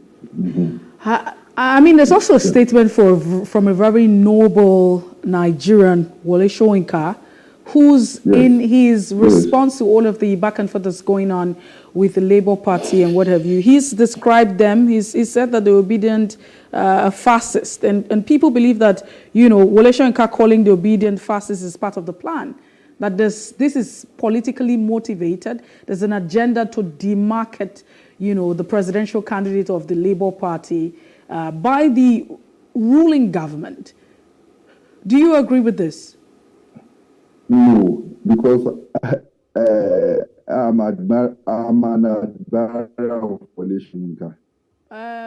Stephen, we can barely hear you. If you can project a bit, we can barely hear you. We're struggling to hear you at this point in time. Can you hear me now? Now, this is better. Okay. I say I am an admirer of Wole Soyinka. I don't think he's part of any government agenda. I think that he has I don't see anything wrong in him saying that Mr. Dati's statement borders on fascism, because when you are saying that because whilst you are in court, because you have not had your way, therefore democracy is ending, you are having a tunnel vision view of politics. I think the Labour Party people should realize that in politics you can win or lose. It's like football. You can either win or lose. But I don't think we should understand what Wole Soyinka is saying. Wole Soyinka is probably saying that he should be careful what he says, that his statements are fascist. But at the same time, I find fault with the learned professor, because the learned professor has not made any comments about some of the things that happened I grant that he says he was not around during the elections, but he has not made any statement about the things that happened during the election, where, particularly in Lagos State, where people are saying that Igbos were about to drive Yoruba, the kind of dirty ethnic politics that was played. One would have expected by now that Professor Wole Soyinka would make a comment on that. Not only in Lagos, the kind of violence and ethnicity that was exhibited nationwide. I know he made a general statement of that, but he needs to condemn those ones specifically too, as he says that what Alhaji Dati has said is fascist. But what Wole Soyinka has said should not be a license for anyone to now say that he wants to ground a charge of treason on that. I'm sure Wole Soyinka himself, who has faced this kind of matters before, will not intend that. And there was nowhere in the interview that Soyinka has granted where he said that Alhaji Dati should be arrested or Obi should be arrested. He didn't say that. I think he even had some complimentary things to say about the obedient movement, about the emergence of Obi as a credible candidate. I think he had some. He did not, if you listen to him carefully, say that what Alhaji Dati has said amounts to treason. He didn't say that. And I don't think anyone should stretch it to that and think that is part of any agenda. Personally, I don't think it's part of any agenda. No, but I mean, it's not that it was said that he said that, but the description that he has given over time, he said that it's a sort of very fascism or fascist description that he's given, and he's greeted a lot of condemnation from several Nigerians. But again, I like us to understand this because what you have the Labour Party doing is what. It feels like every other politician does every other time. We will not accept, we will not concede defeat. We're going to challenge the process. We don't think he was elected. He shouldn't be sworn in. These are the statements. Because also vividly, we remember the time where President Muhammadu Buhari himself had rejected results from 2000. He rejected results from 2007, rejected results from 2011. How come he wasn't tagged as, all of the rejection of results, saying, I don't accept it, all of that? How come he wasn't, that particular act was not described as, a treason? Because if someone says you have committed a treason, it's huge. You have been declared an enemy of state, and it's not something that the international community or the home community as well would want to deal with. So again, what sort of conversation is this? And should the government not also be held accountable for making such statements? How do we classify it? Is this hate speech? Is this propaganda? Where exactly does this lie? Yes. No, if you listen carefully to Wole Soyinka's interviews, he did say that he felt that all the spokesmen for all the parties should be sent to Ukraine. For the time, they should be sent to Ukraine. He said it as a joke, that they should be sent to Ukraine because they were heating up the polity. He said he also felt that the spokesman of the winner of the election should go somewhere, because you see they are the ones eating up the polity. If you notice, President Buhari has not spoken. If you notice too, the major candidate, the presidential candidate of the APC, who is the declared winner, has not spoken himself. What you are hearing about treason and all that are from ministers, maybe from party apparatchiks and all that. But you are not hearing from the president of the country. You are not hearing from the responsible minister for national security or defense. So, you see, so I just see you have a group of people hitting up the policy, and I think Wole Soyinka rightly said in his interviews that we should take care to deport these people to Ukraine. It used to be Afghanistan, but okay, now it's Ukraine. Maybe they should go and experience what war means so that they can know how to be circumspect about making statements that lead to disorder. So, but, you know, in all of this, what big lessons do you think that we can take home again after the elections 2023? There's still an aftermath, and that's what we're talking about. Different parties are aggrieved. They have approached the court. And then this cycle continues over and over again.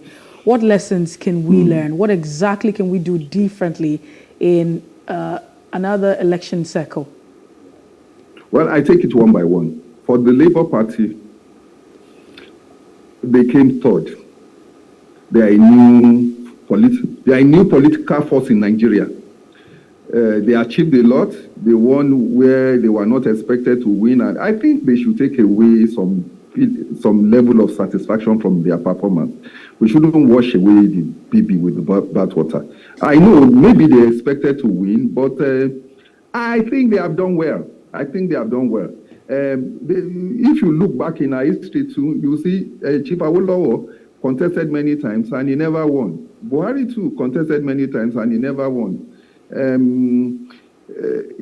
Maybe it is immaturity that is playing through at this point. Maybe the candidates of the LP were more experienced. They will temper it down. If you don't win this time, you can win another time. That's democracy. It's like a football game, you know. Sometimes you lose when you should win. Sometimes you win when you should lose. This is democracy. I think they should go to court if they want. That's their right. But whatever plays out there, I think they should accept it and move on and build a stronger movement. That's the point. As for the APC, they are the declared winners. I think in victory, one should be gallant. They have won an election. They are there. It's not, they used to say that you shouldn't throw stones at every passing dog. People will make comment and all that, but then it's not for them to throw stones. I think rather, at this point, being the prospective leaders of the country, they should show more maturity. Well, as for the PDP, they have not featured in this controversy, so let's leave them alone. But as for the people of Nigeria, my message is democracy is important, and the defense of democracy is important. The defense of free speech is important. Whenever free speech like this is being challenged and you hear things like, oh, we are going to, people banding things like treason about and all that, you need people to come out and say, no, this is wrong, don't go that far. Particularly as there are no acts to support it. Mere statements do not amount to treason. And even if you look at the statement, you won't say anything treasonable. So I expect Nigerians to come out and say, no, don't go that way. So because sometimes if you don't talk, you will find a situation where actually things may begin to happen that perhaps the authorities might feel, if people are not talking, this is what they want. So people need to talk and say, no, let's not throw the politics into confusion. We can caution ourselves and move on. Politics is a game. That's how I see it. Free speech is very important.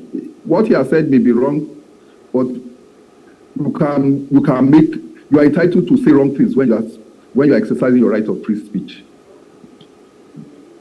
So the other part of the question is, What exactly do you think that we need to do in the next election cycle?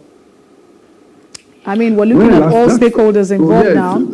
Yes. Thank you for drawing my attention to it. It's INEC and INEC again. INEC was a major disappointment in this election. They made promises that they couldn't live up to. They said that the IREV will be instant. It wasn't instant and all that. INEC needs to go back to the drawing board. Their performance in this election cycle was shambolic, if we are to be honest. And the current leaders should acknowledge that as a matter of urgency. When Yar'Adua came to power, even though he won election, he acknowledged there were problems with the process that brought him there, and he set up a committee. This is the way of good leadership. There were problems with this election. We shouldn't sweep it under the carpet, under the guise that our party won. No. They should go back to the drawing board. INEC should go back to the drawing board and look at what went wrong and correct it. The federal government itself should acknowledge that there were problems with these elections and try to find a solution. I know we are hurtling down to census now, to another program, but you see, you don't keep hurtling from one problem to the other without solving one. I think that what happened in this election should be the subject of some seminars and discussions within government to improve on. Obviously, the template that INEC set out for this election didn't work out as planned. That is clear. So they should think of reworking it and improving their performance for future elections. That is my opinion. They should think of reworking their performance for future elections. This election has not lived up to it. Their performance in this election has not lived up to the billing, the truth be told. And government should acknowledge it. There's no shame in acknowledging the truth. All right, then Stephen Agiode, we have to let it go at this point in time. Thank you so much for being part of the show. It's my pleasure. All right, then we have been speaking with a legal practitioner right here in Lagos. He joined us via Zoom, looking at what a treasonable offense is, or if, the actions of the Labour Party or utterances has been made. Not to say that, statements have not been made, but is that tantamount to a treason? At what point do you say that an individual or group of persons have committed, a treasonable offense? That's the size of it this morning. We take a breather. When we return, we'll be looking at our second conversation. The federal government, the government itself, swinging to action already, as they have decided to say, hey, we are taking 800 million naira loan just to cushion the effects of the subsidy removal, after 6 months in 2023. Stay with us. We'll be right back.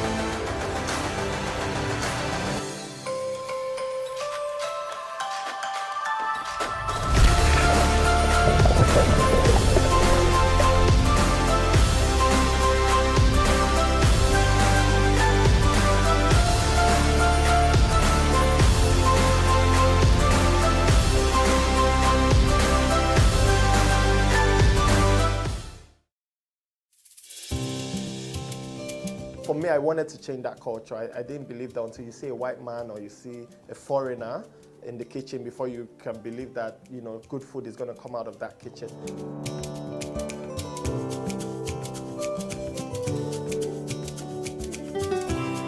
You can leverage on each other's spaces and, you know, sell. We believe in Nigeria, right? We believe that Nigeria can get better. We, the youth, are the ones that can make it better. And my products are proudly made in Nigeria.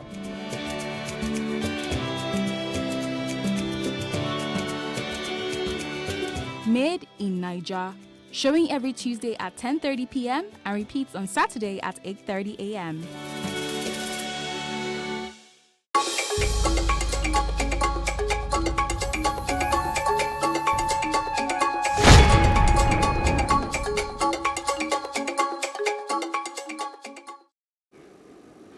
And we're back with the breakfast now, looking at the effects of subsidy removal and what plans do the Nigerian government have for the people of Nigeria. Well, all things being equal, the federal government will be removing the controversial policy of fuel subsidy. Now, the discussions have been narrowed to the nature and scope of the palliative designed to mitigate the anticipated spike in the cost of, you know, transportation, living and what have you. And as part of the measures to mitigate the effect of the policy, the federal government is saying that it has secured the sum of $800 million from the World Bank as part of its post-subsidy palliative plans. This is according to the Minister of Finance, Zainab Ahmed, Budget and National Planning, who disclosed this to State House journalists after, you know, the Federal Executive Council meeting, in fact, that holds every Wednesday. That meeting was presided by the President, Muhammadu Buhari, on Wednesday. Now, last year, it's important to note that following the 3.35 trillion naira petrol subsidy budget, the federal government said it would stop under recovery payments in June 2023. In 2022, subsidy or under subsidy recovery cost the government the sum of 3.3 trillion in 11 months alone. The Minister of Finance, Budget and National Planning, Zainab Ahmed, said $800 million has been received from the World Bank and will be disbursed to 10 million households considered to be the most vulnerable. That's to cushion the effect of subsidy removal. Meanwhile, the government had also said that retaining petrol subsidy cost in Nigeria, it's tantamount to 7 trillion naira. That's in 2023. So if the government decides to say, hey, we're going to continue subsidy, we're looking at 7 trillion naira. The Nigerian government has said that. Now, in the first 6 months of 2023, the government has also said that by implication, subsidy payment would persist till the end of June.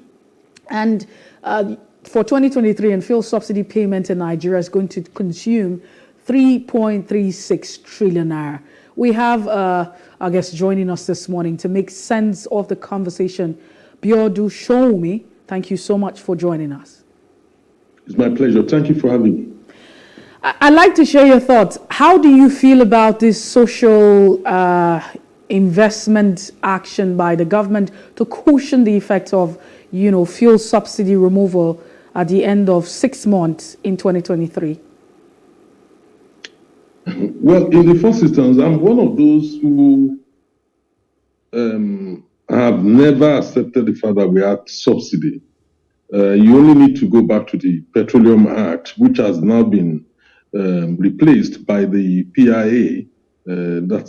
You will realize that it was deliberately 445,000 barrels of oil a day was allocated, you know, for domestic consumption. It had never been part of what we exported in the past. And that was meant for domestic consumption to be refined locally. And then with just a marginal profit accruing to the federal government. The essence of that was for the benefit of Nigerians and in recognition of the poor state of our infrastructure in order to minimize poverty in our country. And we had that situation. That situation has now been changed around through the PIA, Petroleum Industry Act, which is the latest regulation in the whole sector. What the PIA has simply done is to remove or to annul, you know, the Petroleum Act, which, you know, gave this benefit to Nigerians and replaced it, you know, completely with a new act, which they don't make this kind of provision of 445,000 barrels of oil a day for domestic consumption. So what we have seen happening is that since then, government has been claiming, even prior to it, they've been claiming that there's subsidy. What they mean by subsidy is when you now price the same oil.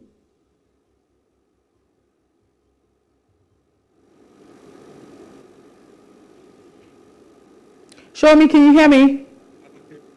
Yes, I can hear you. Okay, go ahead. We seem to have been disconnected. Go ahead then. Okay. They are pricing it at the international spot market price rate.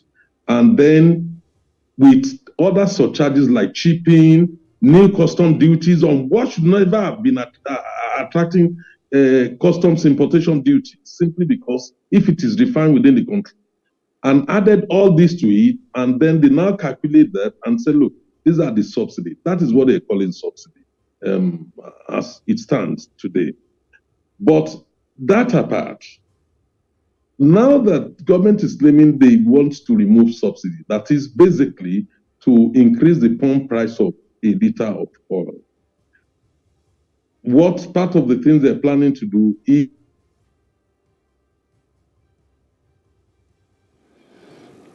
well, show me. We seem to have been disconnected, but we're hoping that you'll continue with your thought of. I'm with you. Okay, go ahead. That there are buses available for transportation. The buses on which roads? On bad roads? The roads are bad. And we're targeting 50 million households. That is the most vulnerable Nigerians who live in the rural areas, who live in the creeks. They don't have the roads to use the buses on. That's the first problem, with the approach to it. I will object to a situation where we give, direct, like what they did with trader money, which is almost unaccountable, to people. We should learn from society where food deregulation are taking place. For instance, in United States, you have what they call the Baker's Act, to intervene in ensuring that no American suffers, poverty unduly. In the UK, you have what they call the social security system, the welfare system, which ensures that you have the minimum, accommodation, minimum amount of money to spend on a monthly basis, even if you are not working.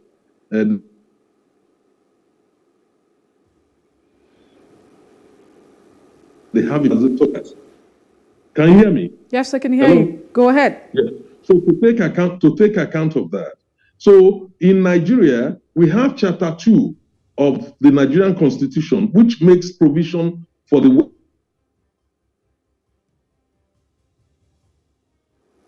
Show me, can you hear me? Who are unemployed, we have not made it justiciable. That is, you cannot go to court on it. You cannot just go to court to enforce the Chapter 2 of the Nigerian Constitution on the welfare of Nigeria. So consequently, it means there is no protection, no form of protection for the very, very poor people in our country.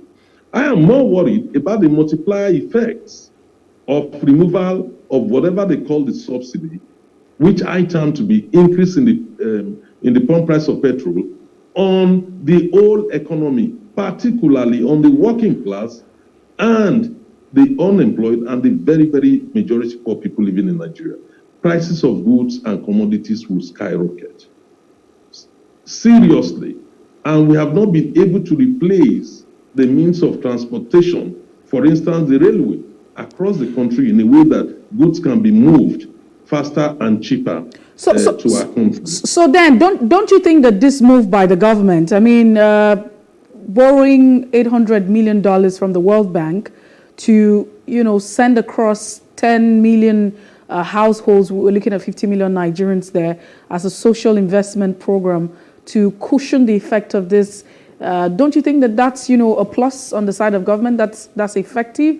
It would also go a long way to help cushion the effect. Well, in my view, if we are withdrawing about $7-8 billion of revenue that will be lost, that's the new money that government will raise from removing what do they call it? What they call subsidy. That is increasing the pump price of a liter of fuel. That will save that will be added revenue of $7 to $8 billion. What is the point in saying allocating $800 million, as palliative? To me, that is a drop in the ocean. It will not solve the problem. It is not enough. Hopefully, this government is going away. We are hoping a new government will come in on May 29, and then we'll be able to properly review it and listen to Nigerians, and stakeholders within the industry, so that we can come out with a proper solution to this problem. $800 million is a drop in the ocean. We are talking about 50 million households, 50 million persons, 10 million households, 50 million Nigerians. 10 million households, 10 million households, which is about 50 million Nigerians out of a population of over 200 million. How many Nigerians are without a bank? That will tell you the extent. You can easily gauge the extent of Nigerians outside, even this catchment area. You go by CBN figure. The CBN told IMF that only 45% of Nigerians are within the financial system. So basically, we are talking about 55% of Nigerians in the rural areas or in the creeks, who are almost not stakeholders in their own economy. So that would translate to about 120 million. So the $800 million is a drop in the ocean. It will not basically fix the roads. It will buy the buses, but those buses will, within a short time, become an eyesore because of the state of our roads. Our roads are not safe. When but bad. But this particular fund, according to the minister, is there's going to be a cash transfer. So it's like you're handing over cash, to this number of persons at the end of the day. But again, just as we coast this down because we're out of time, I'd like to ask you, what do you make of the rationale that we have to borrow, to cushion the effect of a policy, which is the removal of subsidy? What do I think of what? What do you make of, the action of government borrowing to fund a certain policy, which is making measures available to mitigate the effect of subsidy removal? So one policy taking another policy action. The fact that we're borrowing to fund this particular action, what do you make of it? Oh, okay. Yeah, when you look at, we've already borrowed so much to the extent that we are finding it difficult to pay back. It's one of the reasons why government wants to now increase the pump price of petrol with a view, which they call removal of subsidy, with a view to be able, to run government businesses and also pay off the debt, part of the debts which we have borrowed. So to now borrow from World Bank, though they call it a grant, we have not been told whether that grant is in form of loan or whether it's a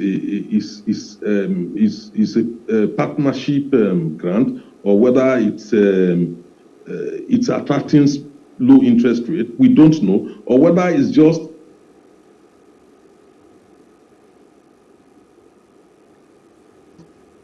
sector. We don't know. The details are not yet out there in the public. But what seems very clear to me is that borrowing at this stage of our life should not even be an option when we have to deal with the issue of solving the economic challenges we're faced with. The country is already overburdened, by debt. Even though our debt ratio to GDP is still within the tolerable limit. But the fact of the matter is the repayment and the fact that we are a mono economy, our own foreign exchange earner is oil, and it is not reliable. The prices can go up and come down anytime, and that can create problems for the country to make repayment. This is precisely the reasons why we like the foreign exchange, to even allow the airlines to evacuate their own revenue from our own country.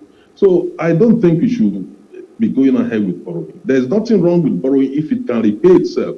But if you are borrowing to give money to people in terms of handouts, to 10 million households, I don't think that is wise, because that is, you are borrowing to consume, you are not borrowing to invest. Biodun Shomi, we have to go at this point in time. Thank you so much. It's been a delight having you share your thoughts on this particular issue.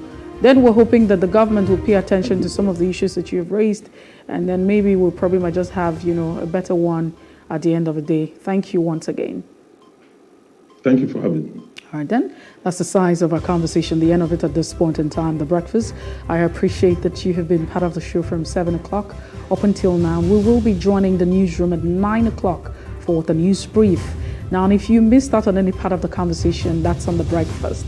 We ask that you follow us on Facebook, Twitter, Instagram, subscribe to our YouTube channel at Plus TV Africa, Plus TV Africa Lifestyle. My name is Messi Bobo. Have a great morning.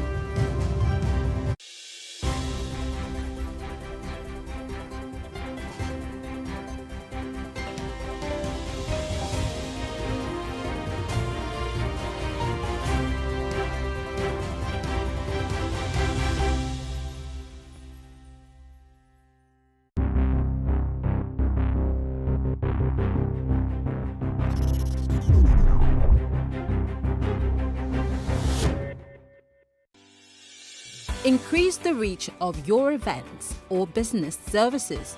To advertise on Plus TV Africa, please call 0906 000 5719 or 0909 040 8408, or send an email to marketing@plustvafrica.com. Plus TV Africa. Big stories live here.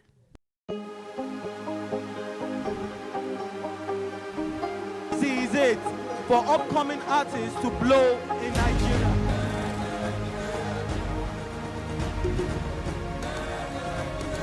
Welcome to Plus Trending. I am Bukky November, your host, saying thank you for joining us on today's episode. Welcome back. It's tea time on Plus TV Africa. Practice makes perfect. I'm not perfect yet, but I'm a lot better than I used to be. He's a king. He's entitled to marry 100 if he wants to.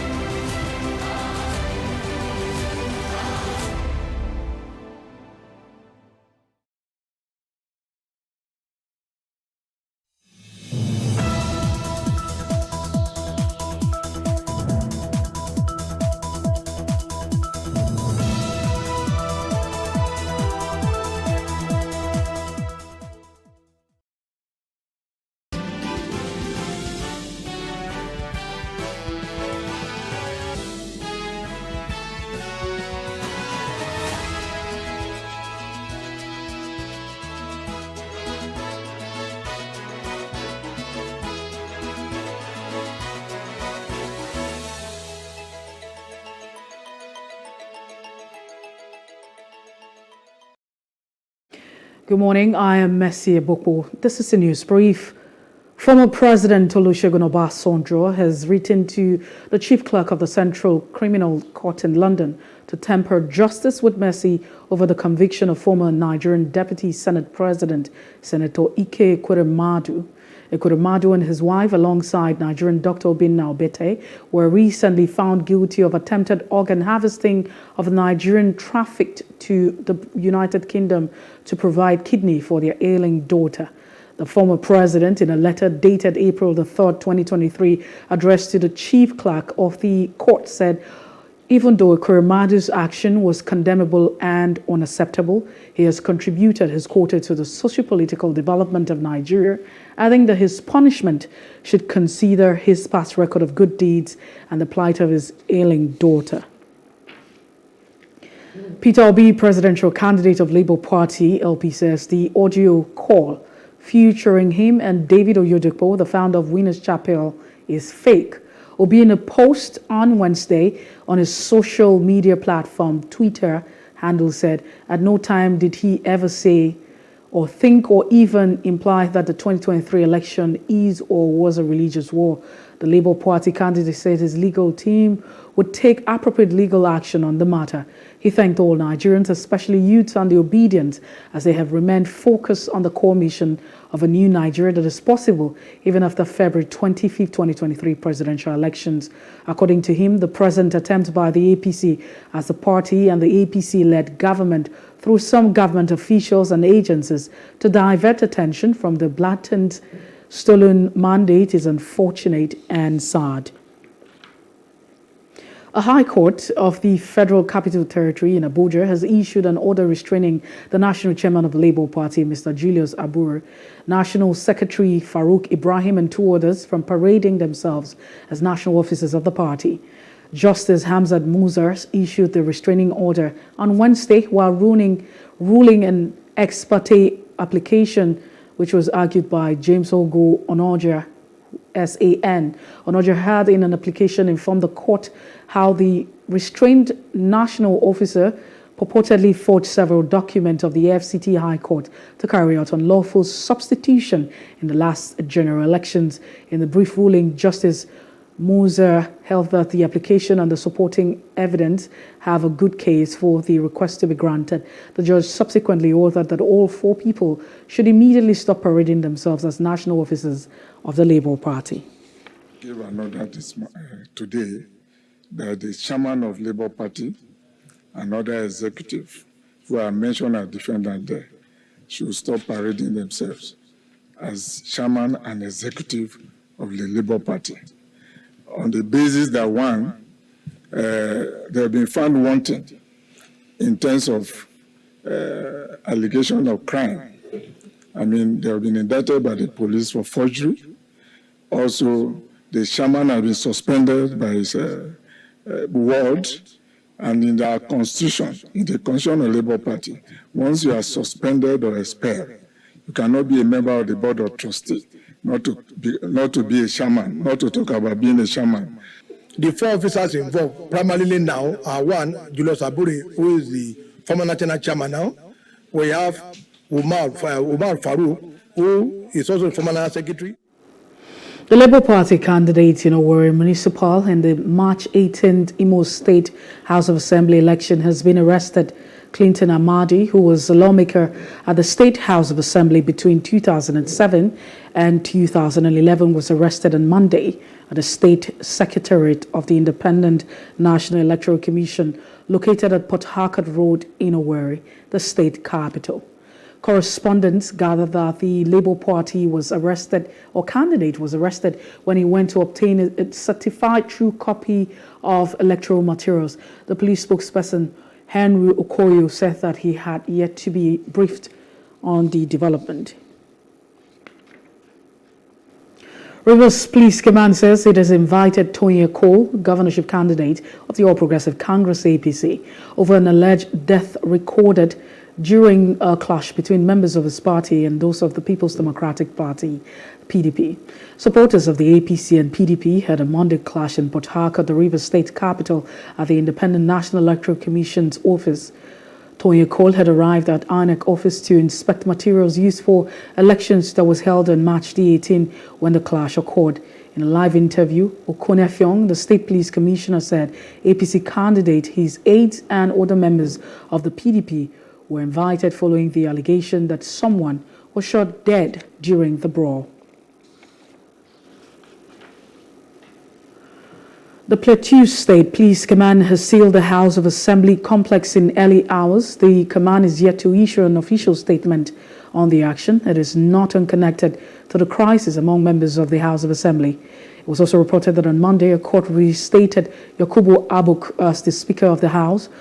Abok, who was impeached in October 2021, had resumed duties with few loyalists from the PDP and Labour Party.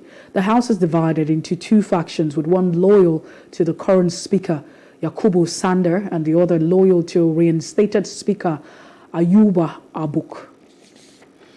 Meanwhile, the House of Representative Minority Caucus in the FCT on Tuesday met to forge a common course as battle over who leads the 10th Legislative Assembly gathers momentum. The meeting is the instance of the old members of the opposition parties led by the People's Democratic Party, PDP. Now, Plus TV News correspondent Emmanuel Hijene has the report. The race for the leadership of the 10th National Assembly, particularly the Green Chamber, may have just started with the opposition rallying support from the newly elected House of Representatives members representing 7 political parties under the auspices of the Minority Caucus. The meeting is at the instance of old members led by Honorable Frederick Agbede, calling on the rep members-elect to forge a strong alliance that will put the ruling party on their toes. Not only to represent our people, but see Nigeria as one constituency where our contributions should make life meaningful to all.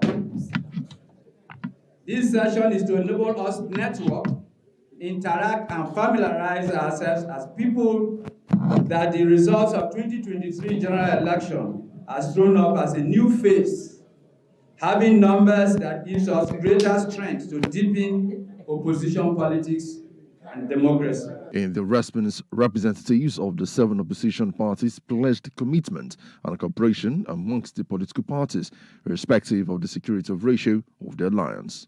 I believe that we are all minorities coming together for common purpose to stand firm for overall benefit of us, irrespective of seniority, considering also the ratio in the alliance. I stand here on behalf of 34 strong, vibrant member-elects of LP, believing that this bonding shall attract evenly mutual benefit to us in this 10th Assembly. Let's unite. If we do not unite, they say a house divided against itself cannot stand. With unity, we can accomplish a lot.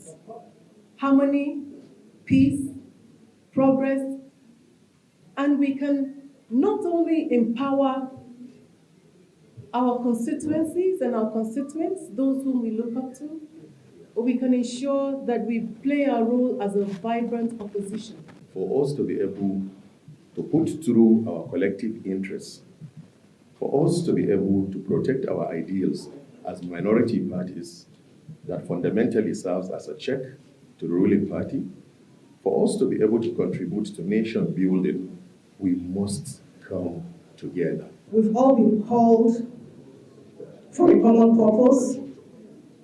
And what is that purpose? The purpose for a better Nigeria. And that is why we've all been duly, by divine providence, elected to represent our various constituencies.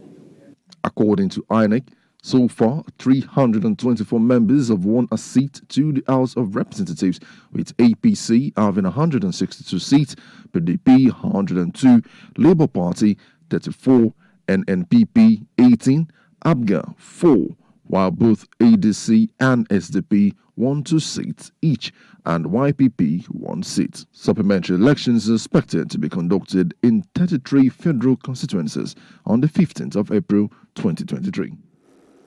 The immediate former Senate leader and senator representing Borno South Senatorial District, Aline Dume, has expressed his readiness to contest the Senate presidency seat in the 10th National Assembly. Dume, who disclosed this in a statement on Wednesday, however, said his ambition would be determined by the fairness of zoning arrangement that will be put in place by the All Progressive Congress APC leadership. The 10th National Assembly will be inaugurated in June 2023 after the swearing in of the President-elect Asiwaju Bola Tinubu on May the 29th. Notable individuals who have indicated interest include Senator-elect Aline Dume of Borno State, Akpabio of Akwa Ibom State, Orji Uzor Kalu of Abia State, among others.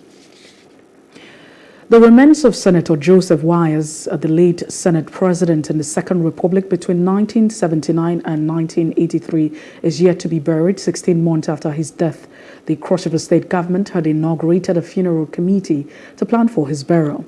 A year after the counting the Wires is yet to be laid to rest, the petition was raised by a lawmaker representing Cross River South, Senator Gesham Basi, seeking the endorsement of the Red Chamber to take over the burial arrangement of late Wires. Observes that Joseph Wires brought a high degree of knowledge, style, pomp, and grandeur to the leadership of the Second Republic Senate. The Senate is worried that the remains of the late Senator Senate President, Senator Joseph Wires, is yet to be buried.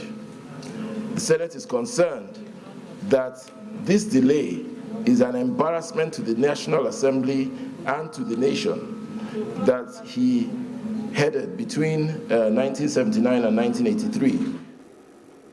The lawmakers have described the situation as not only appalling but a national embarrassment, calling for urgent intervention. The mover of this motion, because I was deeply worried when I read on the pages of newspapers that there are issues, there are problems in respect to the burial arrangement of the Senate President of the Second Republic. It was very, very embarrassing for someone who sacrificed so much in running the legislature of this country at a time that we wanted to put in place a democracy. In as much as we don't have such in Nigeria budget, but we must take up this as a corporate social responsibility that the Senate must get involved. I think the Senate has to liaise with the government of Cross River State. I don't know whether this family has communicated officially to the Senate that they lost Senator Wires. Why shouldn't the presiding officers of the National Assembly not have some medical support when they leave? This is provided for the president and the vice president, for the Chief Justice of Nigeria, all retired, for life. No, it's not about now. Actually, we killed it in our constitutional review.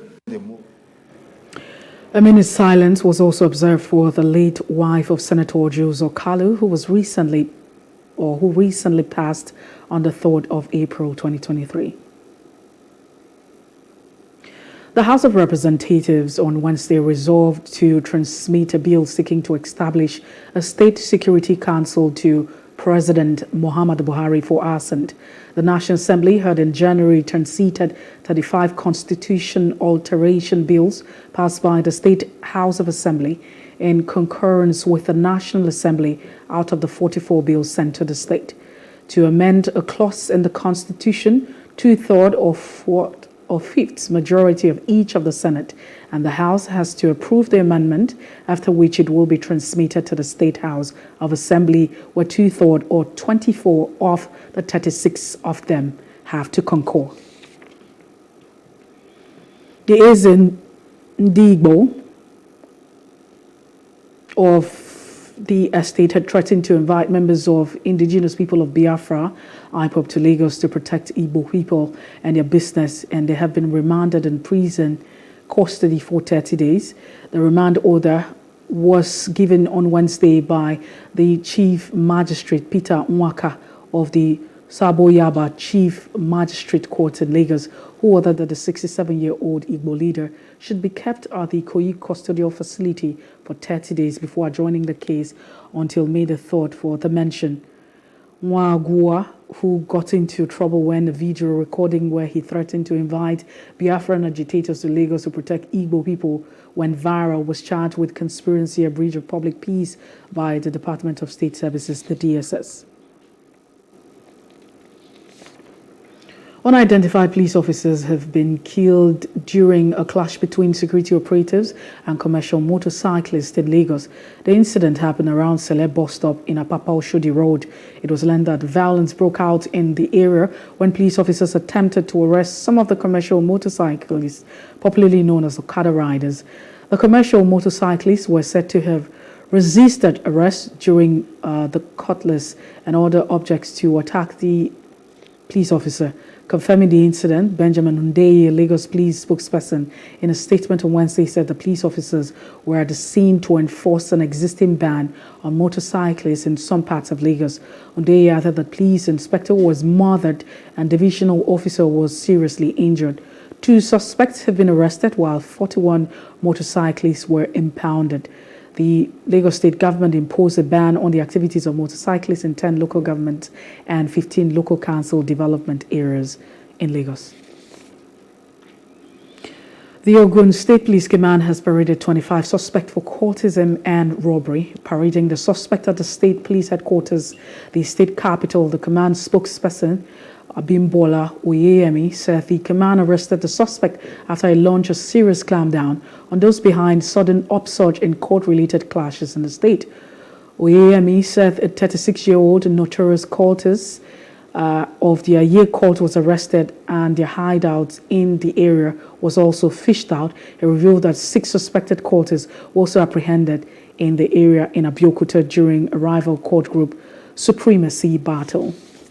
Following the sudden upsurge in court-related clashes within the state in recent times, the Ogun State Police Command launched a serious clampdown on those behind the violent clashes, which have left not less than 5 people dead. The massive manhunt, which was ordered by the Commissioner of Police, CP Frank Imba, was aimed at bringing to book the perpetrators as well as to ensure the safety of the law-abiding residents of the state. The effort of the various tactical teams assigned for the operation yielded positive results, part of which we are showcasing here today. The success we achieved today wouldn't have been possible without the support of the good people of Ogun State, who are giving us timely and good information. I hereby appeal to them not to relent on their efforts in order to make the state. Please, let government help me. I'm the one that took myself to station to report what is happening, that someone accused me that I transfer money, he transferred money to me. Please, let government help me. I'm the one that reported myself to the division. Let government just try to help me. I beg, please.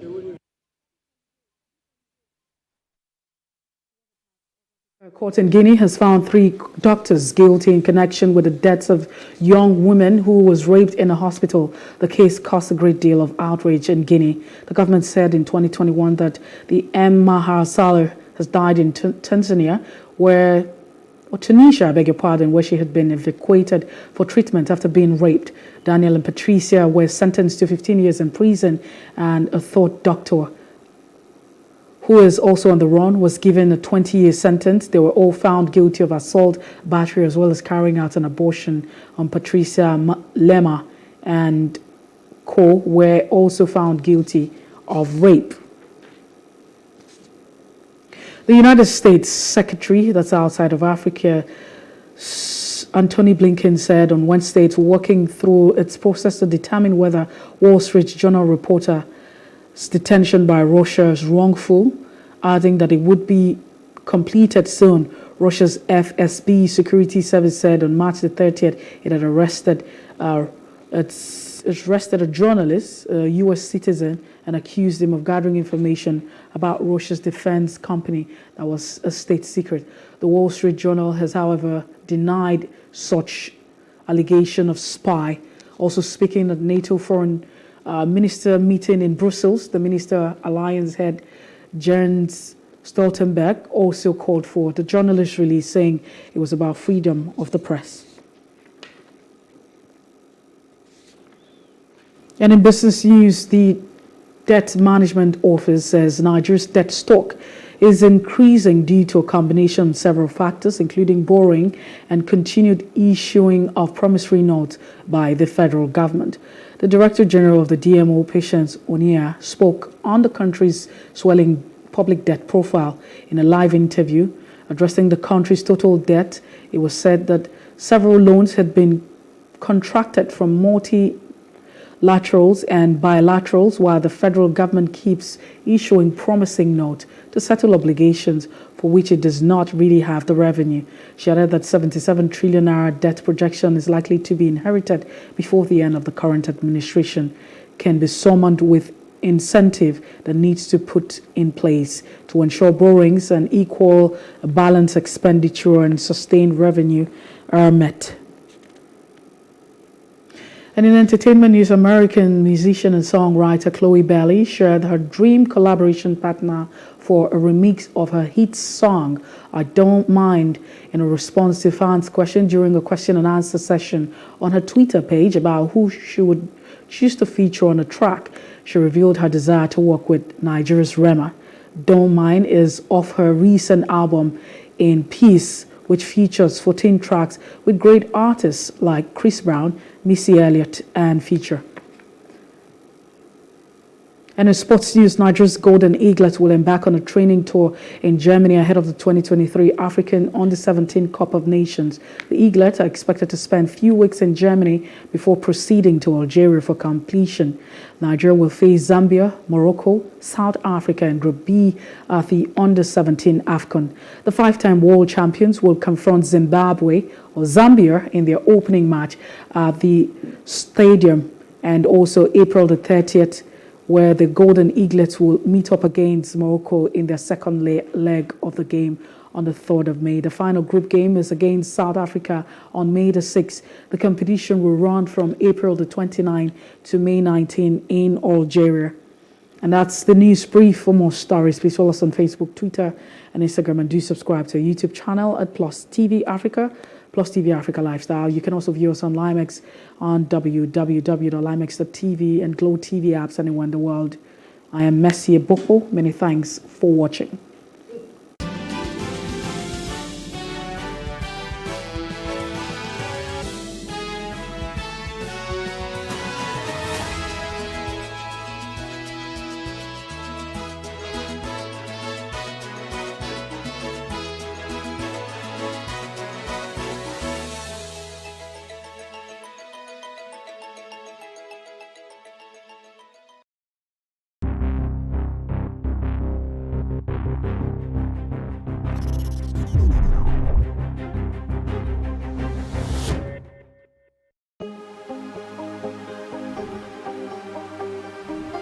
Is it for upcoming artists to blow in Nigeria?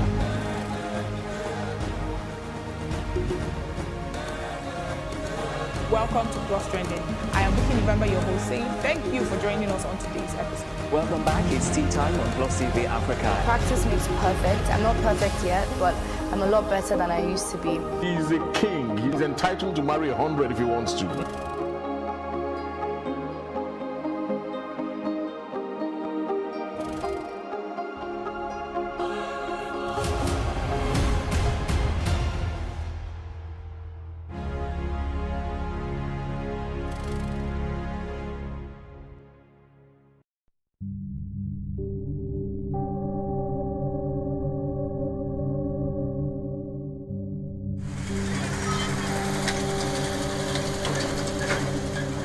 Lagos, the commercial capital of Nigeria with 351,861 hectares of land, is the authentic home of every tribe and tongue in Nigeria.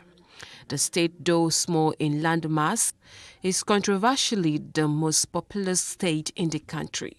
One of the neighborhoods in the state is Obalende, located in Etiosa local government area. The area is strategically a historic site because before the relocation of administrative capital from Lagos to Abuja, it was the seat of power of the military head of state, the Dodon Barrack. Historically, a Royal West African Frontier Force, predominantly Hausa men, were initially camped on the land where the famous King's College is situated. Then there was a need for the use of the land, and the Oba of Lagos was said to have pressured the governor of Lagos to resettle the Hausa men and sold the land in what is now Obalende to the British colonial masters. After resettlement in the purchased land, the Royal West Africa Frontier Force men named the place Ibiti Obalewade, which translates to the place where the king drove us to. Obalende, though crowded, is famous for its nightlife and for its suya sport, with a junction popularly called Suya Junction. For ease of administration, former governor of Lagos State, Asiwaju Bola Tinubu, created additional 37 local council development areas from the existing 20 local council areas. So the current Obalende is carved out under Ikoyi Obalende Local Council Development Area. Ikorodu town is another historic location in Lagos, located in the northeast area of the state along the Lagos Lagoon and shares a boundary with Ogun State. Currently, the town houses Ikorodu local government area and 5 local council development areas. Kabiru Shotobi is the king of Ikorodu, traditionally known as Ayogbunre of Ikorodu, who ascended the throne from October 24, 2015. The name Ikorodu came about from people whose ancestors descended from the Remo stock of Yoruba tribe who came to settle on a plateau and named it Ikorodu, a shortened word from Oko Odu, which literally means Odu, farm. The current metro area population of Ikorodu in 2021 is 989,000, a 5.44% increase from 2020. Trading, farming, and manufacturing are some of the things Ikorodu is known for. Ikeja is the capital of Lagos State, formerly called Akeja. It was named after a deity of the Awori people of Ota, who originally settled there. The area was invaded for slaves until the mid-19th century. Ikeja, an abbreviation meaning of Ikorodu and Ekpe joint administration, was coined by colonial administrators for ease of administration. It is the official seat of the governor of the state, where the state secretariat is also located. It is also where the domestic and international airports are located. Its population as of 2006 census is 330,196. Ikeja is home to one of West Africa's largest gadget markets, popularly known as Computer Village, and home to a shopping mall known as Ikeja City Mall, which is the biggest mall in Lagos mainland and also has a cinema. These are some interesting places that make Lagos a world-class destination.